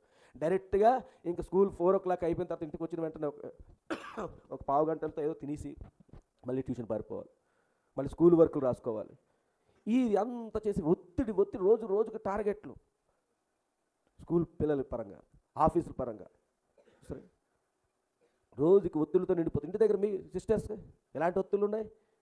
ఇంటికి పిల్లలు వచ్చేసరికి వాళ్ళకి అన్నీ రెడీ చేయాలి, ఇంటికి భర్త వచ్చేసరికి అతనికి రెడీ చేయాలి, ఇల్లు నీట్గా ఉంచుకోవాలి. ఎవరైనా గబుక్కరు వస్తే అప్పటికి కట్టెన్లు ఇవన్నీ మురికిగా ఉంటే బాగోదు, సోఫా సెట్ కరెక్ట్గా బాగోలేదు, దివాన్ కాడ బాగోలేదు, కుర్చీలు బాగోలేవు, గిన్నెలు బాగోలేవు, పాత్రలు బాగోలేవు, ఈ కబ్బోర్డు బాగోలేదు, కొత్త పెట్టాలి, ఇదే చేసుకోవాలి, ఇది చేయాలి, అది చేయాలి. ఇది ఒకటి రకరకాలమైన ఒత్తిళ్ళతో నిండిపోయాం. అందుకే ప్రవక్త తొందరగా వెళ్ళిపోవట మరి కనిపెట్టుట. ఇంకేమంటారు చూడండి, గంటకు 90 మైళ్ళ వేగంతో కారు నడుపుకొని వెళ్ళుట. ఇది ప్రవక్త కాలంలో ఉంది. ఇప్పుడు ఎవ్వరూ 90 మైళ్ళలో వెళ్ళట్లేదు. అది వెళ్తుంటే షేమ్, ఈ డ్రైవింగే రాదు. నువ్వు 90లో వెళ్ళు కారు వేసుకొని, డ్రైవింగే రాదు, ఏంటి అసలు ఈ డ్రైవింగ్ అంటారు. ఇప్పుడు ఎలా వెళ్ళిపోవాలి, 120-150 లోపు వెళ్ళాలి. అలా వెళ్ళి గాల్లో ఎగిరిపోతుండాలి కారులు. గంటకు 90 మైళ్ళ వేగంతో కారు నడుపుకొని వెళ్ళుట. ఇంటి యొద్ద భోజనం చేయుటకు వచ్చి మరియు అది సిద్ధమగు వరకు 2 గంటలు ఎదురు చూచుట. అది నిజము. జాగ్రత్త చూడండి ప్రవక్త, ఇది ఆ సమయము. ఏ సమయం ఇది? ఒత్తిడి సమయము. ఆ దూకుల్లో, ఆ వేగంలో నీకు నరముల ఉద్రిక్తత ఏర్పడును. అందుకే కొన్నిసార్లు కొంతమంది చూడండి, రాత్రి పగలు ఏదో ఆలోచించుకుంటూ ఏదో పనులు నిమగ్నమైపోయి ఉన్నప్పుడు సడన్లీగా వాళ్ళ నరాలు చిట్లిపోతుంటాయి. ఇంకా కోమాల్లోకి వెళ్ళిపోతుంటారు. చూసారా, ఇది ఆ సమయము. ఆ దూకుల్లో, ఆ వేగంలో నీకు నరముల ఉద్రిక్తత ఏర్పడును. భార్య ఏదైనా చిన్న మాట నేరుగా చెప్పినచో కోపముతో ఎగిరిపడుదువు. ఈ ప్రెస్టేషన్ అంతా ఎక్కడ వస్తుంది? ఎక్కడ? ఆఫీస్లో. అయ్యగారు, బాస్ గారు ఏదో గట్టిగా నీకు ఇచ్చిన టార్గెట్ నువ్వు సరిగ్గా చేయలేదనో, లేదా ఇంకేదో వర్క్ ఇచ్చి నీకు నీ మీద ప్రెజర్ చేసుకుని వచ్చేసరికి అతని దగ్గర నువ్వేమంటావు? అరుస్తావా? అరలేవు. సారీ సార్, నెక్స్ట్ టైం నేను అలా రిపీట్ చేయను సార్, నెక్స్ట్ టైం రెడీ చేసేస్తాను సార్ అనేసి చాలా లోపల పాత్ర అగ్నిగోళం, అగ్నిపర్వతం ఉంటుంది అక్కడ. అది ఒక్కసారి బ్లాస్ట్ అయ్యేలాగా ఉంటుంది, కానీ అదిమేస్తుంటావు, ఖచ్చితంగా అదిమేసి అలాగే అంటావు. అది అదుముకొని ఆ ఫైల్ పట్టుకొని ఇంటికి వస్తావు. ఒక్కసారి ఫైల్ అలా ఇసిరేస్తే, ఏంటి ఈరోజు కూరగాయలు అని అనక ముందే ఆ భూకంపం, అదే ఆ అగ్నిపర్వతం అక్కడ పేలుతుంది. కొన్నిసార్లు చెంపచల్లు కూడా అంటుంది. ఆ అక్కడ చూపిస్తాం మన అసలైన ప్రతాపాలు. ప్రవక్త ఇవన్నీ ముందుగా చెప్తున్నాడు. ఆ ఆత్మలు ఈరోజు భూమి మీద ఉన్నాయని. ఆ ఒత్తిడిని తట్టుకోలేక ఎక్కడో దగ్గర ఆ ఒత్తిడిని విడిచిపెట్టడానికి మనం ప్రయత్నం చేస్తున్నాం. ఇప్పుడు ఆ ఒత్తిడి ఆఫీసులో నింపబడిపోయిన ఒత్తిడి నువ్వు ఎక్కడ తీసుకొచ్చి విడిచిపెట్టావు? నీ భార్య దగ్గర. ఎలాగా? ఏ రూపంలోని? చెంపను చెల్లు మనిపించి, లేదా గట్టి కేకలేసి 2 దెబ్బలు కొట్టో తిట్టో. ఆ లోపే ఈ లోపు డాడీ సాయంత్రం వచ్చినప్పుడు నూడిల్స్ తెస్తానన్నావు కదంట, ఇస్తాను రా అమ్మ అని చెప్పి వెంటనే 2 తగులుతేసరికి చాలా అమ్మ డాడీ నాకు వద్దు డాడీ అంటారు. ఇంకా ఇవి ఒత్తిళ్ళు ప్రపంచంలో ఇవన్నీ పక్షిరాజు కళ్ళు ముందుగానే చూసేయండి. చూడండి చూడండి అక్కడ, భార్య ఏదైనా చిన్న మాట వేరుగా చెప్పినచో కోపంతో ఎగిరిపడుదువు. కోపం. భర్త ఏదైనా చెప్పినచో నీవు నీ కాలు నేలకు గట్టిగా బాదుకొని గదిలోనికి పొమ్మని కసురుకొందువు. ఇప్పుడు భర్త ఏమంటారు, భర్త ఇప్పుడు ఏదో అన్నప్పుడు ఈవిడ ఆల్రెడీ ఈవిడికి కూడా కొంచెం ఇంటి దగ్గర ఉన్నా సరే, పోనీ ఆఫీస్కి ఆవిడ కూడా వెళ్ళి ఉంటా, పోనీ ఎక్కడ మొత్తానికి ఏదో రకంగా ఆ భార్యకు కూడా ఉన్నటువంటి ఆ తీవ్రమైనటువంటి ఒత్తిడితో గురైపోయి ఉన్నప్పుడు అదే టైంలోనే ఈయన కూడా వెళ్ళి అలా కాదు ఈరోజు ఏంటి ఇల్లంతా కూడా కొంచెం డస్ట్గా ఉంది, ఆ చీపు కొద్దిగా చూడవచ్చు కదా అని అంటే చెప్పలేం. కొన్ని సందర్భాల్లో ఆ చీపులే తిరిగిపోవచ్చు. అవి కూడా జరుగుతాయి, కొన్ని గృహాల్లో అవి జరుగుతూ ఉంటాయి. నేను మా కొండ మీద అలాంటి జరుగుతుంటాను, ఒక్కోసారి నేను చూస్తుంటాను. ఆ ఒత్తిడిలో ఉన్న తన భార్య ఏం చేస్తుందంటే కాలు నీళ్ళకి అని చెప్పేసి వెంటనే టక్కున వెళ్ళిపోతుంటుంది అనమాట. అంటే మరి కొన్ని సందర్భాల్లో డైరెక్ట్గా నోటితో చెప్పలేక ఏదో చేట లేదా ఏదో చేతిలో వస్తుంటే ఇలా పడేస్తారు, పగిలిపోద్ది. అది డోర్లు డబాల్ మన సౌండ్లు వస్తుంటాయి, కట్టెలు ఎగిరిపోతుంటాయి, చెప్పులు బయట తులిపోతుంటాయి. అది కూడా జరుగుతుంది. అదే సందర్భంలో పిల్లల మధ్యలోకి, ఇప్పుడు పిల్లలు తెలుసుకోవాల్సిన విషయం ఇది, చిన్నపిల్లల నుంచి కొంచెం యవనస్తుల వరకు ఉన్న వీళ్ళందరికీ తెలుసుకోవాల్సిన, భార్యాభర్త అంటే తల్లిదండ్రులు వాళ్ళ మధ్యలో ఏదైనా ఇలాంటి వారు జరుగుతుందా, మీరు ఎంటర్ అయ్యారా, వాళ్ళ ప్రెజర్ అంతా మీ మీద తీసుకొచ్చేసి వదిలేస్తారు. ఫ్రీ వాళ్ళు ఆ టైంకి వాళ్ళు ఫ్రీ అయిపోతారు. ఇప్పుడు మీకు వచ్చేస్తుంది ఆ ప్రెజర్.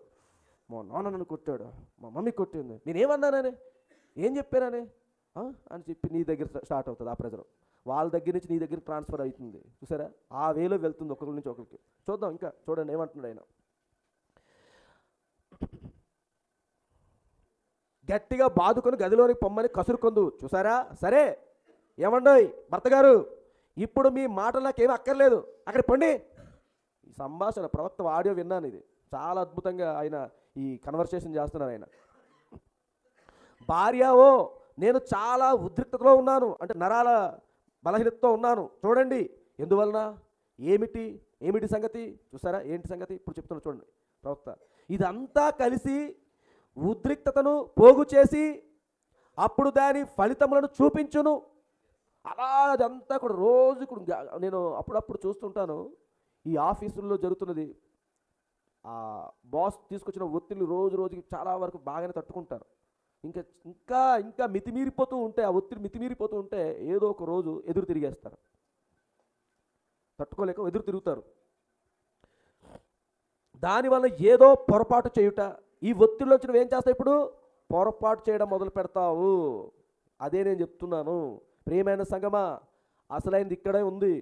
నీవు ఆ ఒత్తిడిని, తీవ్రమైన ఒత్తిడి ఎప్పుడైతే నువ్వు కలిగి ఉంటున్నావో, నీకు కలిగి ఉన్న సమస్యలు ఏదైనా కానీ ఆ ఒత్తిడితో నేను అలాగే ముందుకు వెళ్తూ ఉన్నప్పుడు అక్కడి నుంచి నువ్వు చేస్తున్నట్టు ఈ పని ఏంటిది అంటే దానివల్ల ఏదో పొరపాటు చేయుట, పొరపాటు చేసే పరిస్థితికి దిగజారిపోతాము. ప్రవర్తించరాని రీతిగా ప్రవర్తించుట, ఇది దీని నుంచి మనం గంటన్నర చెప్పుకోవచ్చు. ఈ తీవ్రమైన ఒత్తిడి ఏదైతే నరాల బలహీనతతో లేదా ఉద్రిక్తతో నువ్వు ఏదైతే క్యారీ చేసుకుని ముందుకు వెళ్తున్నావు, దాన్ని పట్టుకొని ముందుకు నడుచుకుని ఇంకా అలాగే ఉండి ఆ ఒత్తిడితో నేను వెళ్తున్నప్పుడు ఖచ్చితంగా నువ్వు చేస్తున్న పనులు, నువ్వు చేస్తున్నటువంటి నీ బిహేవియర్ అన్నిట్లో కూడా పొరపాట్లు, అర్థమవుతున్న పొరపాట్లు ఉంటాయి. రెండోది ప్రవర్తించని రీతిగా ప్రవర్తించుట. ఈరోజు కుటుంబాలు అందుకు విచ్ఛిన్నమైపోతున్నాయి. చాలామంది ప్రవర్తించరాని రీతిగా ప్రవర్తించడానికి కారణం ఏమిటి గమనించండి. చాలా వరకు చాలామంది యవనస్తుల్లోని వాళ్ళ కుటుంబస్తుల్లోని జరుగుతున్నటువంటి సంఘర్షణ ఎలాగ ఉంటుంది అంటే, ఎన్నో సంవత్సరాల నుంచి వాళ్ళ కుమారులు కానీ కుమార్తెలు కానీ చాలా అనుకువగానే కనబడతారు, చాలా పద్ధతిగా కనబడతారు. ఆ పద్ధతి వెనకాల అనేక సార్లు వాళ్ళ తల్లిదండ్రులు ఏదో ఒక వాక్య రూపంలోనో లేకపోతే దేని రూపంలోనో వాళ్ళని ఒక క్రమంలో పెట్టడానికి కోసం కొన్ని విషయాలు చెప్పుకుంటూ వస్తూ ఉంటారు కదా. వచ్చినప్పుడు వాళ్ళు కూడా అది చూసి అన్నట్టుగానే ఉంటారు. కానీ ప్రవక్త ఇక్కడ ఏమంటున్నాడంటే, దానివల్ల ఆ ఉద్రేకత అంతా కూడా పోగు చేసుకుంటారు. ఎందుకు ఈ కటింగ్ చేసుకున్నావు, ఈ కటింగ్ వద్దు, నువ్వు ఎందుకు ఈ డ్రెస్ వేసుకున్నావు, ఈ డ్రెస్ బాగోదు, ఇది వాక్యానికి వ్యతిరేకం అన్నప్పుడు వీళ్ళు ఏం చేస్తారు, కటింగ్ వద్దన్నప్పుడు కటింగ్ చక్కగా చేసుకొని వస్తారు. అలా డ్రెస్ చేసుకోవద్దు అంటే డ్రెస్ చక్కగా వేసుకొని వస్తారు. మన భార్యకి చెప్తారు, మన వాక్యానికి వ్యతిరేకంగా ఉన్నాం కదా, ఇలాంటి డ్రెస్సులు ఎందుకు వేసుకుంటున్నావు అని చెప్తే మార్చుకుంటుంది ఆవిడ. మన క్రైస్తవులమి మన వాక్యానుసారంగా ఉండాలి, ఆ లిప్స్టిక్ అలాంటిది రాసుకోకూడదు కదంటే తీసేస్తుంది ఆవిడ. మన క్రైస్తవులమి మన వాళ్ళ వాక్యానికి విరుద్ధమైన కార్యాలు చేయకూడదు, ఆ జుట్టు కత్తిరించుకోవడం అలా చేయకూడదు అంటే ఆవిడ కట్ చేసుకోవడం మానేస్తుంది. చూడండి, ఇవన్నీ జరుగుతుంటాయి గృహాల్లో. కానీ భర్త కూడా మన క్రైస్తవులు కదా, ఎందుకు సినిమాలు, క్రైస్తవులు కదా, మనం ఎందుకు సిగరెట్లు కాల్చాలి? భార్య అప్పుడప్పుడు వాక్యం, విశ్వాసరాలు అయినటువంటి భార్య దొరికినప్పుడు ఆ వాక్య రూపం ద్వారా భర్తకు ఆ వాక్యం చెప్పినప్పుడు అతను కూడా సరే నా భార్య బాధపడుతున్నప్పుడు నేను ఎందుకు అని చెప్పి విడిచిపెడేస్తాడు. సిగరెట్ కాల్చాడు, సినిమాలు చూడు, అవి ఆ త్రాగడం విడిచిపెడేస్తాడు, అన్నీ విడిచిపెట్టేస్తాడు, అన్నీ బాగానే ఉంటాయి. పిల్లలు అన్నీ తల్లిదండ్రులు ఏ చెప్తే అదే చేస్తున్నట్టుగా ఉంటారు. అలాగే కుటుంబంలో ఒక మంచి వాతావరణమే కనబడుతుంటుంది. అలాగే సంఘంలో కూడా సంఘ కాపరి ద్వారా దేవుడు ఈ విషయాలు చెప్తున్నప్పుడు సంఘం కూడా అలాగే ఉంటుంది. ప్రవక్త అదే చెప్తున్నాడు, ఇవన్నీ కూడా ఎక్కడికి వచ్చిందో వ్యాధంట సంఘంలోకి వచ్చింది. ఇప్పుడు సంఘం కూడా అలాగే ఉంటుంది. ఇవన్నీ జెన్యూన్గా, చాలా జెన్యూన్గా అవి వాళ్ళు యాక్సెప్ట్ చేస్తున్నారేమో అని చెప్పి భార్య అనుకుంటుంది, భర్త అనుకుంటాడు, తల్లిదండ్రులు కూడా తమ పిల్లలు కూడా అలాగే అనుకుంటారు, పిల్లలు కూడా అలాగే స్వీకరిస్తున్నారు. అబ్బో నేను చెప్పిన మాటకి లోబడి, వాక్యం లోబడి ఆ చక్కగా ఇలాంటి కటింగ్ చేసుకున్నారు, ఇలాగున్నారు, అలా ఉన్నారు అని అనుకుంటారు. కానీ వాళ్ళు నిజంగా దేవుని వాక్యానికి జన్మించలేకపోయినట్లయితే ఆ యొక్క వాళ్ళు ఏదైతే వద్దన్నప్పుడు దాన్ని ఆగిపోయి ఉంటున్నారో అది మనస్ఫూర్తిగా చేసే పని కాదు. అది గుర్తెట్టండి, అది మనస్ఫూర్తిగా చేయరు. అలాంటివి ఇలా రోజు రోజుకి ఏమవుతుంది, నింపుకుంటుంటారు. ఏంటి నేను ఇంత చేస్తున్నా సరే ఇంకా నాకు ఇది చేయమంటున్నారు, ఇంకా నాకు అది చేయమంటున్నారు, ఇంకా ఇది చేయమంటున్నారు, ఏంటి అని చెప్పి ఏదో ఒక రోజు వాళ్ళు ఏం చేస్తారు, ఒత్తిడి బయటికి విడిచిపెట్టేస్తారు. ఈరోజు కన్న తల్లిదండ్రుల మీద పిల్లలు ఎందుకు తిరుగుబాటు చేస్తున్నారు? ఒత్తిడి. ఈరోజు భార్యాభర్తల మధ్య ఎందుకు ఆ వివాదాలు, గొడవలు ఇవన్నీ ఎందుకు వస్తున్నాయి? ఒత్తిడి. మొన్నటి వరకు ఇంటి గుమ్మం కొడుతున్న భార్య దాటిన ఆవిడ రోడ్డు మీదకి వెళ్ళి ఆ మాట వాడుతున్నందుకు క్షమించండి రంకెలు వేసేంత స్థితిలోకి దిగజారిపోతున్నారు ఈరోజు చాలామంది. మొన్నటి వరకు ఎలా ఉంటారు? అమ్మ అతని భార్య ఎంత అనుకోకండి, వాక్యం ఇంటి దగ్గర చూస్తే పాటలు ఇన్ని చేసి ఇంత బాగా ఉన్నటువంటి భార్య ఒక్కసారి ఇన్ని రోజులు, ఇన్ని నెలలు, ఇన్ని సంవత్సరాలు ఇంత అనుకోకుండా ఈమె ఈరోజు ఎందుకు ఇంత రోడ్డు మీదకి వెళ్ళిపోయి ఇంతగా కేకలేసుకొని ఇదిగో నా భర్త ఇలా అంటాడు, నా భర్త అలా అంటాడు, నా అత్తమామలు ఇలా అంటాడు, నా అత్తమామలు అలా అంటాడు అని అంత గట్టిగా అరిసి కేకలేసి అంత ఒత్తిడిని అన్ని సంవత్సరాల నుంచి దాచుకునే ఉంది. గుర్తెట్టుకోండి, అన్ని సంవత్సరాల నుంచి దాచుకుని ఉన్నది. ఒకవేళ నిజంగా ఆమె వాక్యానికి జన్మించిన స్త్రీ అయినట్లయితే ఆమె రోజు రోజుకి వాక్యం చేత నింపబడాలి. కానీ వాక్యానికి జన్మించలేని అటువంటి స్త్రీ రోజు రోజుకి తనలో ఉన్నట్టు ఉద్రేకతని ఏం చేస్తుంది? పెంచుకుంటూ సహించుకుంటూ అనుకుంటా ఇంకా ఎంత సహించాలి, ఇంత నా మీదకి ఇంత ఇన్ని సూటిపోటు మాటలు ఇన్ని తీసుకుని నేను ఎంత పని చేస్తున్నా సరే కానీ మా అత్త నాకు ఇలా అంటుంది, మా మామ ఇలా అంటున్నాడు, మా ఆయన ఇలా అంటున్నాడు, మా ఇరుగు పొరుగులు ఇలా అంటున్నాడు, ఏంటి ఇంకేం చేయాలి, ఇంకా నేను చచ్చిపోతేనే బాగుండు అని చెప్పి ఆ చచ్చిపోయే బదులు ఇలాంటి మొగుడుతో ఎందుకు నేను ఉండాలి, బయటికి వెళ్ళిపోయి నేను ఒక్కదైనా ప్రశాంతం బతుకుతాను అని చెప్పి బయటికి చెక్ చేస్తారు. అప్పుడు అసలైన ఒత్తిడి బయటకు వస్తుంది అనమాట. అది బ్లాస్ట్ అవుతుంది. అర్థమవుతుందండి? ఒత్తిడిని విడిచిపెట్టుట. ఇప్పుడు ఆమె ఆ రోడ్డు మీదకి వెళ్ళి కేకలు వేసి అరిసి అంతా చేసేసరికి ఆమె అప్పుడు రిలాక్స్ అయిపోద్దండి. ఆ ఒత్తిడి అక్కడ విడిచిపెట్టిన తర్వాత ఆమె రిలాక్స్ అయిపోద్ది, బయటికి వెళ్ళిపోద్ది.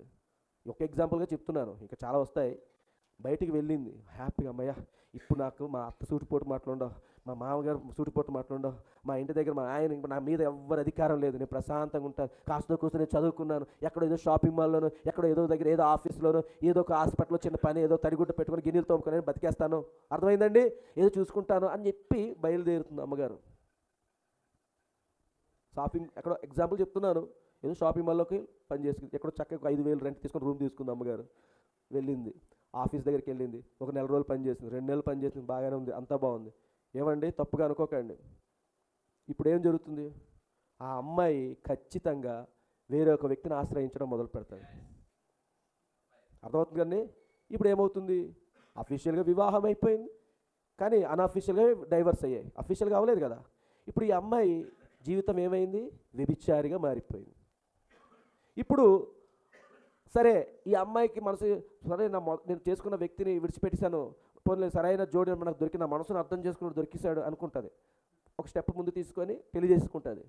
పెళ్లి చేసుకున్న తర్వాత వాడు అసలైన సినిమా చూపిస్తాడు. మీకు అర్థమైందండి? ఇవన్నీ జరుగుతూ ఉంటాయి. అప్పుడు ఆమె అనుకుంది ఒత్తిడిని విడిచిపెట్టి ఇప్పుడు ఫ్రీగా గాలి స్వేచ్ఛ ఎగిరిపోయి నేను దగ్గరికి వచ్చేసాను అని అనుకుంటుంది. కానీ ఇప్పుడు 2 రెక్కలు కూడా ఇరిగిపోయినట్టే. ముందుకెళ్తే గొయ్యి, వెనకెళ్తే నుయ్యి అంటారు కదా, ఆ స్థితిలోకి వెళ్ళిపోయింది. ఏమైంది? ఒత్తిడిని నువ్వు విడిచిపెట్టాల్సిన స్థలము సరైన స్థలంలో నువ్వు విడిచిపెట్టలేదు. ఒత్తిడిని విడిచిపెట్టడానికి సరైన స్థలం నువ్వు గ్రహించాలి. ఒత్తిడిని విడిచిపెట్టడానికి ఒక స్థలం ఎన్నుకోబడింది. ఆ స్థలంలోనికి వెళ్ళి నువ్వు అక్కడ మాత్రమే ఒత్తిడిని విడిచిపెడితేనే అప్పుడు మాత్రమే నువ్వు విశ్రాంతి తీసుకోగలవు. ఇవన్నీ తాత్కాలికమైన విశ్రాంతి స్థలాలు. శాశ్వతమైన విశ్రాంతి స్థలం ఒకటి ఉంది. అక్కడ నువ్వు ఎంత భయంకరమైన పాపం చేసి, నరహత్య చేసి, ఏది చేసి, ఎలా ఉన్నా కానీ నువ్వు సరైనటువంటి లేవి యొక్క పురాణం దగ్గర పరిగెట్టడం కాదు, కానీ ఆశ్రయపురం దగ్గర పరిగెట్టాలి. ఆ ఆశ్రయపురం దగ్గరికి వెళ్ళినప్పుడు మాత్రమే నీకు పర్మనెంట్ రెస్టింగ్ దొరుకుతుంది అనమాట. అక్కడ మాత్రమే శాశ్వతమైన విశ్రాంతి దొరుకుతుంది. కానీ ఈరోజు దానికి బదులుగా అనేక మంది నా భార్య ఒత్తిడిని భరించలేకపోతున్నాను, ఈ బార్లో కూర్చున్నంత ప్రశాంతత కూడా ఈ మా ఇంటి దగ్గర లేదు అని చెప్పి బార్ దగ్గర పరిగెడుతున్నారు, బీర్ షాప్లో కూర్చుంటున్నారు, స్నేహితుల మధ్యలో కూర్చుంటున్నారు, బీచ్ల దగ్గర పరిగెట్టి ఆ బీచ్ ఒడ్డు దగ్గర కూర్చొని గంట 2 గంటలు మాట్లాడుకుని సరదాగా ఏట్రా ఇంటికాడ ఏటి పరిస్థితులు. ఇది కాదు, అవి తాత్కాలికమైనటువంటి పురాలు. శాశ్వతమైనటువంటి ఒక పురం ఉంది, ఆశ్రయపురం ఉందండి. హల్లెలూయా.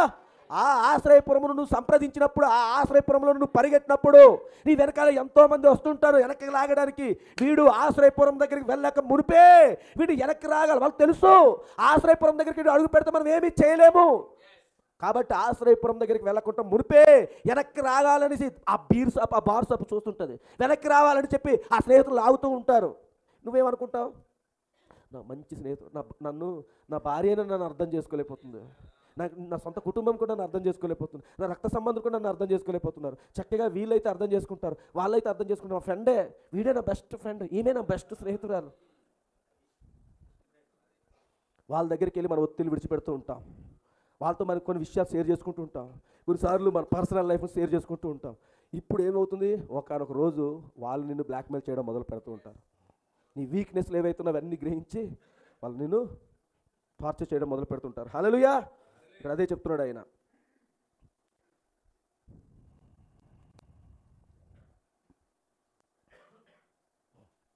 పదహారో పారాగ్రాఫ్. ఇదంతా కలిసి ఉద్రిక్తతను పోగు చేసి అప్పుడు దాని ఫలితములను చూపించును. దానివల్ల ఏదో పొరపాటు చేయడానికి ఇది ఒక కారణమండి. పొరపాట్లలోకి వెళ్ళిపోతున్నారు. ఆఫీసుల్లో జరుగుతున్నంత వ్యభిచారము బయట ప్రపంచంలో జరగట్లేదు, తెలుసండి ఆ విషయం. ఇంటి దగ్గర తీవ్రమైన ఒత్తిళ్ళు, ఇంటి దగ్గర ఉన్నటువంటి ప్రెజర్లు, ఇవన్నిటిని చూసి ఆఫీసులో ఎఫ్ఐఆర్లు. ఏం జరిగింది అక్కడ? దానివల్ల ఏదో పొరపాటు చెయ్యుట. తప్పుగా అనుకోకండి అండి. ఇంటికాడ పరిస్థితులను బట్టి ఈరోజు చాలామంది వ్యభిచారులుగా మారిపోతున్నారు. వ్యభిచారులుగా చాలామంది. దాని వెనకాల ఎవరున్నారు అనేది మీరు గ్రహించాలి. దెయ్యం పనిచేస్తుంది. ఈ ఒత్తిడి వెనకాల పనిచేస్తుంది దేవుడు కాదు, దెయ్యం. ఎందుకు ఈ ఒత్తిడిని తీసుకొస్తుంది? ప్రవర్తించరాని రీతిగా ప్రవర్తించుట. బరి తెగింపులు అనే కాలము కూడా ఇదేనండి.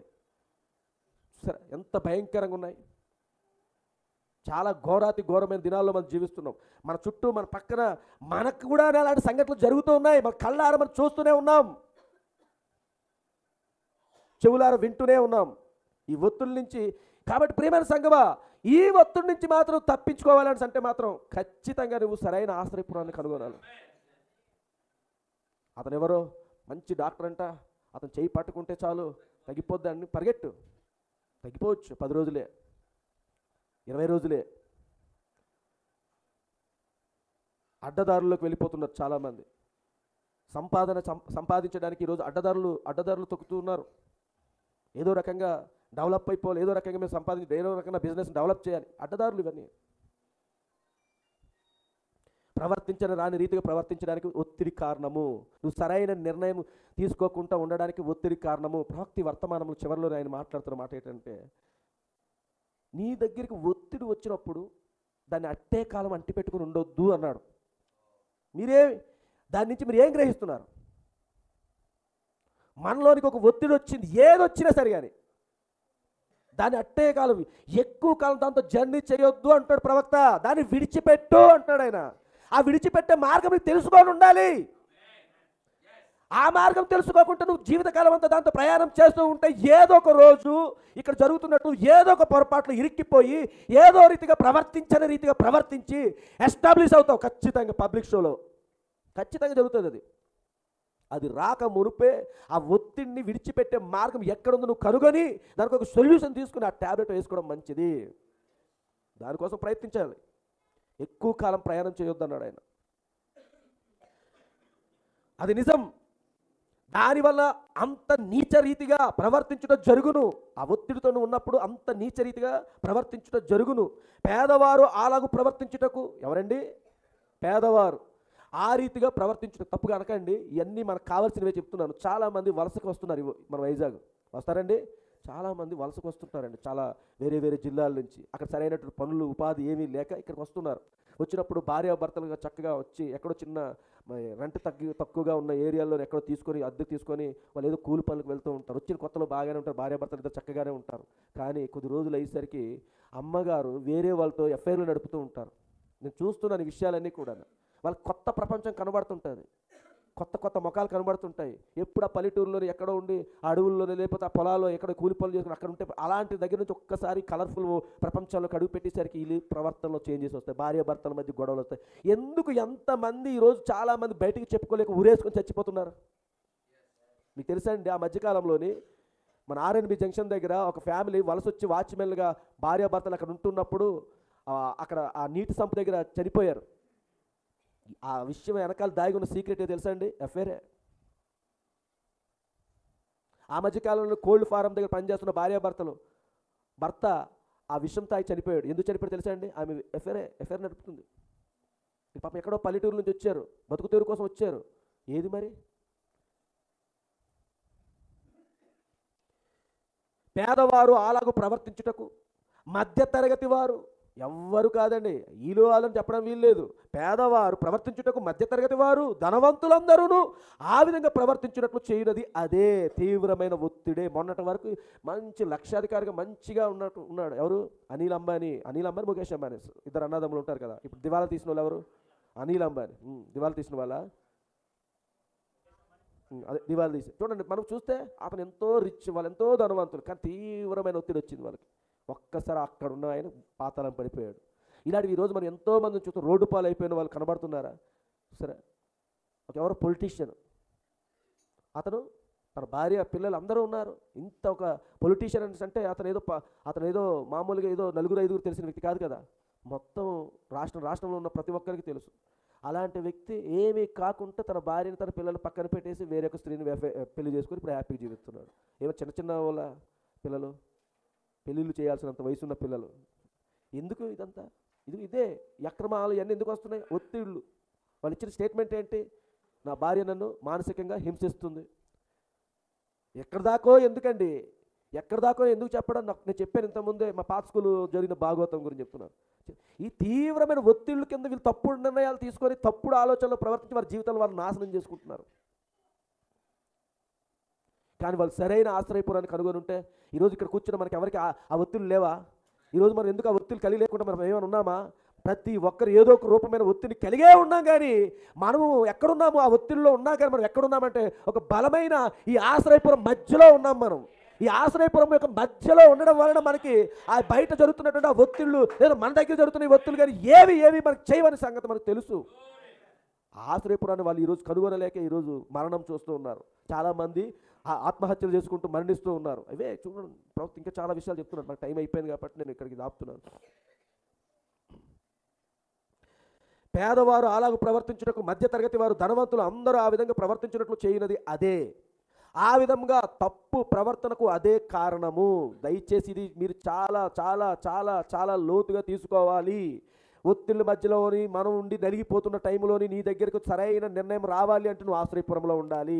ఆశ్రయపురంలో ఉన్నారని భ్రమించుకుంటూ ఉండిపోయి నువ్వు ఎక్కడికో వెళ్ళి తప్పుడు నిర్ణయం తీసుకుంటారు.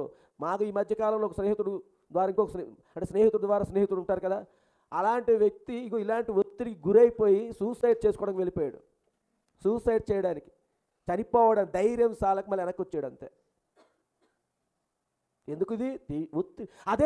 అదే అంత ఒత్తిడిలో ఉండి నువ్వు సరైన ఆశ్రయపురాన్ని కలిగి ఉంటే అసలు నువ్వు మరణించాలి, ఆత్మహత్య చేసుకోవాలని ఆలోచన కూడా రాదు.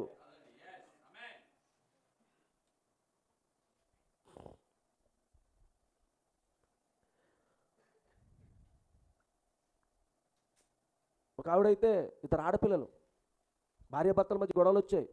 ఇద్దరు ఆడపిల్లలే, చిన్నపిల్లలు, సంవత్సరం గ్యాప్ ఉన్న పిల్లలు అనమాట.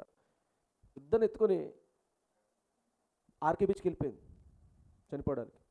ఏదో రకంగా పాపం అతను పిచ్చోడు అయిపోయాడు. ఎక్కడ నా భార్య వెళ్ళిపోయింది, ఎక్కడికి వెళ్ళిపోయింది, ఎక్కడికి వెళ్ళిపోయింది, ఎక్కడికి వెళ్ళిపోయింది, ఎక్కడికి వెళ్ళిపోయింది, పరిగెట్టి అటు ఇటు చూసి మొత్తానికి ఏదో రకంగా ట్రాప్ చేసి వాళ్ళకి వెళ్ళి పట్టుకొని, విషయం ఏంటి తెలుసా అండి, ఆ ఇద్దరు పిల్లల్ని ఇతను ఎత్తుకునేలాగా ఎత్తుకునేసరికి ఆవిడ పారిపోతుంది. ఇప్పుడు వీళ్ళిద్దరిని పట్టుకుని పరిగెట్టలేడు, ఆవిడ ఆపలేడు. ఆ బీచ్ దగ్గర పరిగెడుతూ సావడానికి ఏం చేస్తాడు? మళ్ళీ ఇక్కడ చిన్నోళ్ళు రోడ్డు నడిచే స్థితిలో లేరు. సంవత్సరం, ఒకరు 2 సంవత్సరాలు, ఒక పాప సంవత్సరంన్నర. ఆ డిఫరెంట్. ఇద్దరు పిల్లలండి. వాళ్ళని విడిచిపెట్టి వాళ్ళు ఇక్కడ దింపి పరిగెట్టలేడు. అలాగే ఇద్దరితో పట్టుకుని పరిగెట్టలేడు ఇసుక దగ్గర. ఏది దేవుడు వాళ్ళకి అంటే వాళ్ళు అన్యులు అయినా కానీ తప్పదు కదా, దేవుడు అందరినీ సమానంగా చూస్తున్నాడు. లేదంటే ఈరోజు చనిపోయి ఉండాలి ఆవిడ. చూసారా ఏంటంటే ఒత్తిడే, తీవ్రమైన ఒత్తిడి. అదే ఒక సరైన ఆశ్రయపురం కలిగి ఉంటే ఆవిడకి ఆలోచన రాకపోను. హల్లెలూయా. ఆ విధంగా తప్పు ప్రవర్తనకు అదే కారణము, తప్పుడు ప్రవర్తనలకు అదే కారణం. మంచి అందమగు ప్రవర్తనకు ఇంకోటి, ఇక్కడ 2 విషయాల ప్రవర్తన మాట్లాడుతున్నారు. ఈ ఒత్తిడి రెండిటి తీసుకొస్తుంది. అర్థమవుతుందండి? ఈ తీవ్రమైనటువంటి ఈ ఉద్రేకమైనటువంటి ఒత్తిడి 2 కార్యాలను తీసుకొని వస్తుంది. ఆ 2 కార్యాలు ఎలా ఉంటాయో చూడండి. ఆ విధంగా తప్పు ప్రవర్తనకు అదే కారణము, మంచి అందమగు ప్రవర్తనకు ఒక్కోసారి అదే కారణము, ఒక్కొక్కసారి అదే కారణము. చూడండి ఇక్కడ 2 విషయాలు గమనించండి. తప్పుడు ప్రవర్తన కూడా తీవ్రమైన ఒత్తిడే కారణమవుతుంది. అలాగే మంచి కార్యం, మంచి ప్రవర్తనగా ఉండడానికి కూడా కొన్నిసార్లు అంట ఈ తీవ్రమైన ఒత్తిడే కారణమవుతుంది. ఈ తీవ్రమైన ఒత్తిడిలో నువ్వు ఏంటి నిరాశ అయిపోయి, నిస్పృహ అయిపోయి, ఏటో బికారిగా వెళ్ళిపోతూ ఉండొచ్చు. ఏదో చేసేసుకోవాలని ఉద్దేశంతో పరిగెట్టుకుంటూ వెళ్తుంటా. అదే సందర్భంలో ఎవరో ఆ ఒత్తిడిలో నుంచి నువ్వు వెళ్తున్న సందర్భంలో ఎవరో అనుకోకుండా అక్కడ ఎవరో సహోదరుడో ఎవరో ఒక సహోదరి కనబడి, అయ్యా నువ్వు చేస్తున్న పని తప్పు, అలా చేయకూడదు అని చెప్పి కొన్ని విషయాలు, దేవుని పరమైన విషయాలు చెప్తున్నప్పుడు వారి హృదయంలోనే ఇలాంటి మాట మేము ఎప్పుడూ వినలేదు, ఏంటో ఇక్కడ ఏదో ఉంది, నిజమే ఈ రోజుతో నా జీవితం ముగించబడిపోను కొద్ది నిమిషాల్లో, కానీ ఇక్కడ ఏదో నన్ను ఆపుతుంది, ఏమో ఒకసారి వింటే మంచిది కదా అని చెప్పి అక్కడ ఆగిపోయి నిర్ణయం మార్చుకొని వెనక్కి తిరిగి వచ్చి నీ జీవితంలో కొత్త జీవితాన్ని ప్రారంభించే రోజులు కూడా ఉండొచ్చు. దానికి ఒత్తిడి కొన్నిసార్లు కారణమవుతుందని ప్రవక్త మాట్లాడుతున్నారు. హల్లెలూయా. చూడండి, ఆయన మంచి అందమగు ప్రవర్తనకు ఒక్కోసారి అదే కారణము. ఎందుకనగా అది తీవ్రత. అది ఏమిటండి? తీవ్రత. ఇంకా ఆవిరిపోగవును. ఆవిరి అన్నారు, ఇంగ్లీష్లో కూడా స్టీమ్ అని ఉంది, నేను చూశాను. ఆవిరి అనగా ప్రెజర్ గురించి ఆ వర్డ్ వాడారా ఏంటని చూసినప్పుడు స్టీమ్ అని రాశారు, అందుకే నేను ఆవిరి అని చదువుతున్నాను. అది తీవ్రత, ఆవిరి పోగవును, దానిని ఎక్కడో ఒక చోట విడిచిపెట్టవలెను. ఏం చేయాలి? అది విడిచిపెట్టాలి. ప్రేమైన సంగమా, దాన్ని నువ్వు విడిచిపెట్టాలి. నువ్వు ఒక సమస్యలోని దేంట్లోనూ ఎలాంటి దాంట్లో నువ్వు ఇరిక్కిపోయి ఉన్నా కానీ నువ్వు ఆశ్రయపురంలో ఉన్నప్పుడు కూడా సమస్య ఉంటుంది. గుర్తెట్టుకోండి, ఆశ్రయపురంలో ఉన్నప్పుడు కూడా ఆ సమస్య ఉంటుంది. కానీ ఆశ్రయపురంలో ఉన్నప్పుడు ఆ సమస్య నీది కాదు. గుర్తెట్టుకోవాలి ఆ విషయం కూడా. ఆశ్రయపురం దగ్గరికి వచ్చినంత మాత్రాన నీ సమస్య పోయింది, ఆశ్రయపురం దగ్గరికి వచ్చినంత మాత్రం నీ ఇరుకులు, ఇబ్బందులు, అన్ని సోదరులు అన్నీ కూడా అయిపోతాయి కాబట్టి నేను ఆశ్రయపురంలో ఉండడానికి అది కాదు. ఇక్కడ ఆశ్రయపురం రావడం అంటే అర్థం ఏమిటి అంటే అక్కడ సమస్య పోదు, కానీ సమస్య ఇప్పుడు నీ వశంలో ఉండదు, సమస్య ఆయన వశంలో ఉంటుంది. అది అందుకోసమే ఆ ఆశ్రయపురాన్ని నువ్వు వెతకాలి. ఆశ్రయపురం దగ్గరికి వచ్చినప్పుడు ఇంకా ఆయన డీల్ చేస్తాడు, ఆయన దాన్ని అంతా కూడా చూస్తూ ఉంటాడు. కానీ ఇక్కడ ఈరోజు ఆ ఒత్తిడితో, ఆ తీవ్రమైన ఒత్తిడిని విడిచిపెట్టకుండా అక్కడి నుంచి నువ్వు ఇంకా ముందు కొనసాగుకుంటూ వెళ్తూ ఉన్నాము అంటే ఖచ్చితంగా అక్కడ ప్రవక్త చెప్తున్నట్టు ఏదో ఒక పొరపాటు చేయడం కానీ లేదా నీ ప్రవర్తనలోని కానీ మార్పు కానీ రావడం జరుగుతుంది. ఇప్పుడు వచ్చినప్పుడు దాన్ని ఏం చేస్తావు అని అంటే నువ్వు చేసిన పొరపాట్లు, నీ బిహేవియర్లో వస్తున్నటువంటి చేంజెస్ ఇవన్నీ కూడా నీకు ఎలా ఉంటుంది అంటే నువ్వు తప్పు చేస్తున్నాను, నేను ఒక తప్పు చేస్తున్నాను ఫీలింగ్ నీకు రాదు. నేను ఒక రైట్ వేలోనే వెళ్ళిపోతున్నాను, సరైన మార్గంలో ఉన్నాను అని నువ్వు అనుకుంటావు. కానీ చివరికి రిజల్ట్ ఏంటవుతుంది అని అంటే ఒక పెద్ద బ్లాస్ట్ జరుగుతుంది, ఆ ఒత్తిడి వస్తుంది, అప్పుడు తట్టుకోలేవు. ఇప్పుడు దాకా నువ్వు అన్నిటికీ ఆపుతూ రావచ్చు, కానీ ఒక రోజు వస్తుంది కంప్లీట్గా నిన్ను మూసేసే రోజు వస్తుంది, ఆ ఒత్తిడి నిన్ను కంప్లీట్గా మూసేసే రోజు వస్తుంది. ఆ టైంలోని ఇప్పుడు దాకా ఈ లెవెల్లో నీకు ఉండొచ్చు కాబట్టి నీ నోటి మాట ద్వారా ఆపుతూ ఉండొచ్చు, నీ చేతుల ద్వారా ఆపుతూ ఉండొచ్చు, నీ కళ్ళ ద్వారా ఆపుతూ ఉండొచ్చు, నీ ఆలోచనల ద్వారా ఆపుతూ ఉండొచ్చు, నీకున్న ఇన్ఫ్లుయెన్స్ ద్వారా నువ్వు ఆపుతూ ఉండొచ్చు. కానీ ఏదో ఒక రోజు కంప్లీట్గా ఆ ఒత్తిడి అంతా కూడా నిన్ను కమ్మేసినప్పుడు నీకు ఇంకా నీ నోరు కాదు, నీ కళ్ళు కాదు, నీ నోరు కాదు, ఏది నీ పక్కన చుట్టుపక్కల ఎవరికి నీకు ఎటువంటి సహాయం చేయలేని స్థితిలో నువ్వు వెళ్ళిపోయినప్పుడు కనీసం ఆ రోజు దేవుణ్ణి కూడా వేడుకోవడానికి అవకాశం లేని స్థితిలోకి దిగజారిపోతావు, ఆ ఒత్తిడిలోకి వెళ్ళిపోతావు. అలాంటి ఒత్తిడికి రాక మునుపు నువ్వు ఖచ్చితంగా దేవుడు ఈరోజు నీకు ఒక ఆశ్రయపురాన్ని నిర్ణయించాడు. హల్లెలూయా. నేను నమ్ముతున్న ఆశ్రయపురం ఏంటి తెలుసా అండి? ఈ గడియ వర్తమానమేనండి. ఈ వర్తమానంలో నుంచే నువ్వు ఎప్పుడైనా ఒక బలంగా నీకు ఒత్తిడి లేదా నువ్వు బాధపడుతున్నప్పుడు నువ్వు చూడాల్సింది భర్త దగ్గర, ఏమండి ఏంటి ఇంత కష్టం, ఏంటండి ఇంత బాధ అని చెప్పి, లేదా నీ భార్య దగ్గరికి వెళ్ళి ఏమండి ఏంటి మనకే ఇన్ని కష్టాలు, ఎందుకు మనకే ఇంత బాధలు, ఎందుకు మనకెందుకు ఈ శోధనలు, ఏంటి ఈ బాధలు, ఇలాంటి ఇరుకులు ఎందుకు మనకే అని చెప్పడం కాదు. ఒక్కసారి వర్తమానం ఒక్కసారి టేపేయి, వస్తుంది సొల్యూషన్ అక్కడి నుంచి. వచ్చినప్పుడు దానికోసం నువ్వు కట్టుబడి నిలబడాలి. అది కొన్నిసార్లు కఠినంగా ఉండొచ్చు, కొన్నిసార్లు అది నీకు నువ్వు అనుకున్న ఆలోచనకు అది వ్యతిరేకంగా కనబడవచ్చు, కానీ దాన్నే ఫాలో అవ్వు. వ్యతిరేకంగా ఉండవచ్చు, దేవుని వాక్యం కొన్నిసార్లు నీకు కరుకుగా ఉండొచ్చు, కొన్నిసార్లు అది నీ యొక్క ఆలోచన విధానానికి అది వేరేగా ఉండొచ్చు, కానీ దాన్నే నువ్వు పట్టుకొని నిలబడాలి. అక్కడే చాలామంది విఫలమవుతూ ఉన్నారు. నీకు అనుకూలంగా రాలేకపోతే దాన్ని వాక్యం కాదని పక్కన పెట్టింది, అనుకూలంగా వస్తే అబ్బా వాక్యం అని చెప్తే కాదు, ప్రార్థన చేయి, జవాబు వస్తుంది. అప్పుడు అది ఎలా ఉండొచ్చు, చెయ్యి అనొచ్చు, లేదా చెయ్యకపోవచ్చు అని. చెయ్యి అన్నప్పుడు ముందుకు వెళ్ళు, చెయ్యొద్దు అన్నప్పుడు ఆగిపోవడం, అది కూడా మనం చేయాలి. హల్లెలూయా.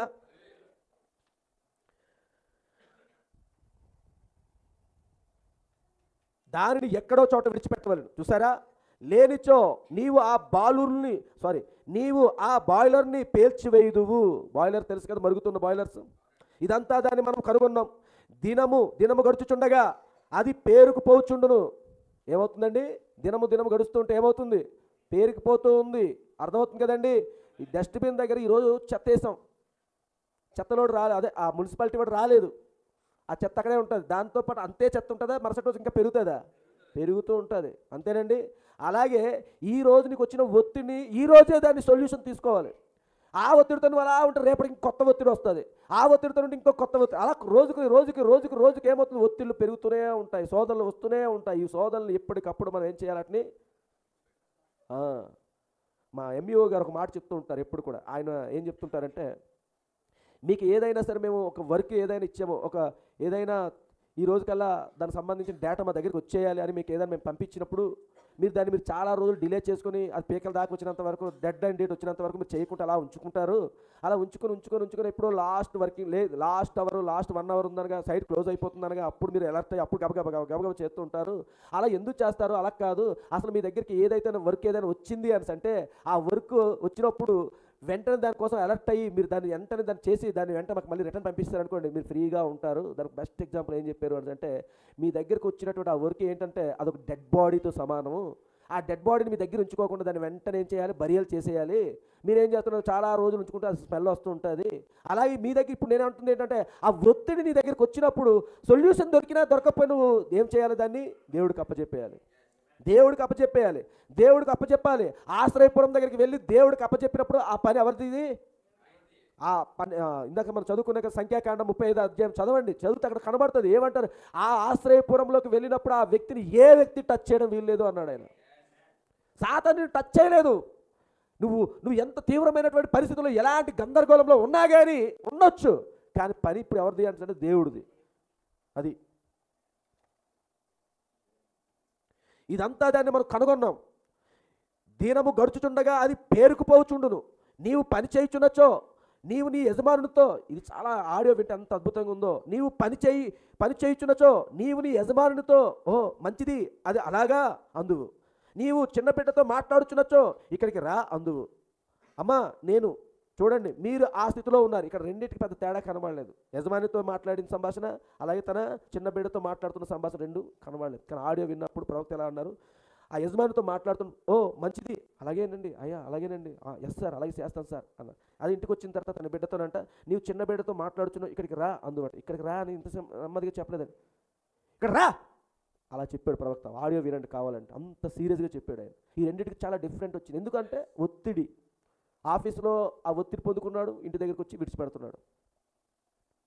అమ్మా నేను చూడండి, మీరు ఆ స్థితిలో ఉన్నారు, అది పెరుగుతూ ఉంది.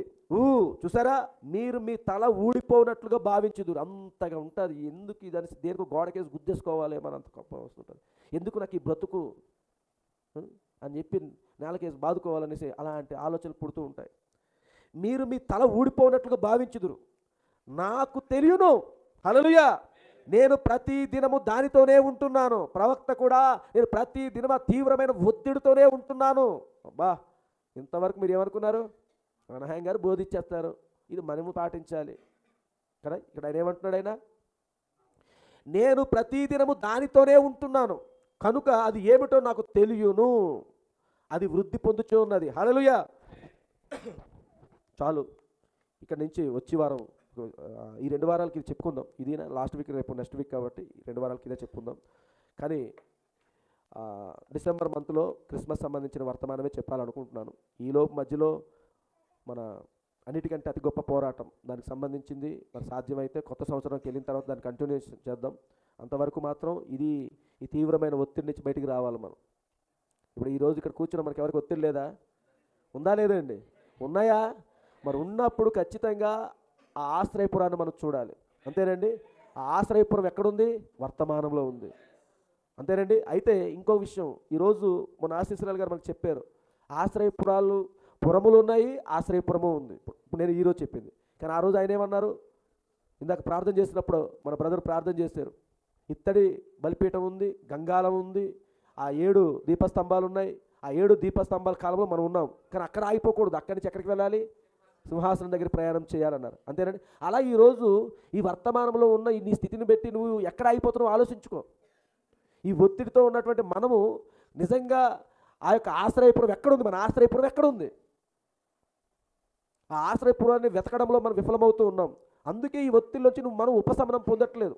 దాన్ని ఏం చేస్తాం? తాత్కాలికంగా మాత్రం ఉపశమనం పొందుతున్నాం. ఆ రోజుకి ఏదో రకంగా గట్టిగా అయిపోతున్నాం కాబట్టి అనే ఉద్దేశంతో ఈ రోజుకి దేవుడు ఏదో ఈ నొప్పి వచ్చింది, ఈ బాధ వచ్చింది, ఈ సమస్య వచ్చింది, దేవుడికి ప్రార్థన చేసుకున్నాను, లేదా పలానా మెడిసిన్ వాడారు, తగ్గింది, ఉపశమనం.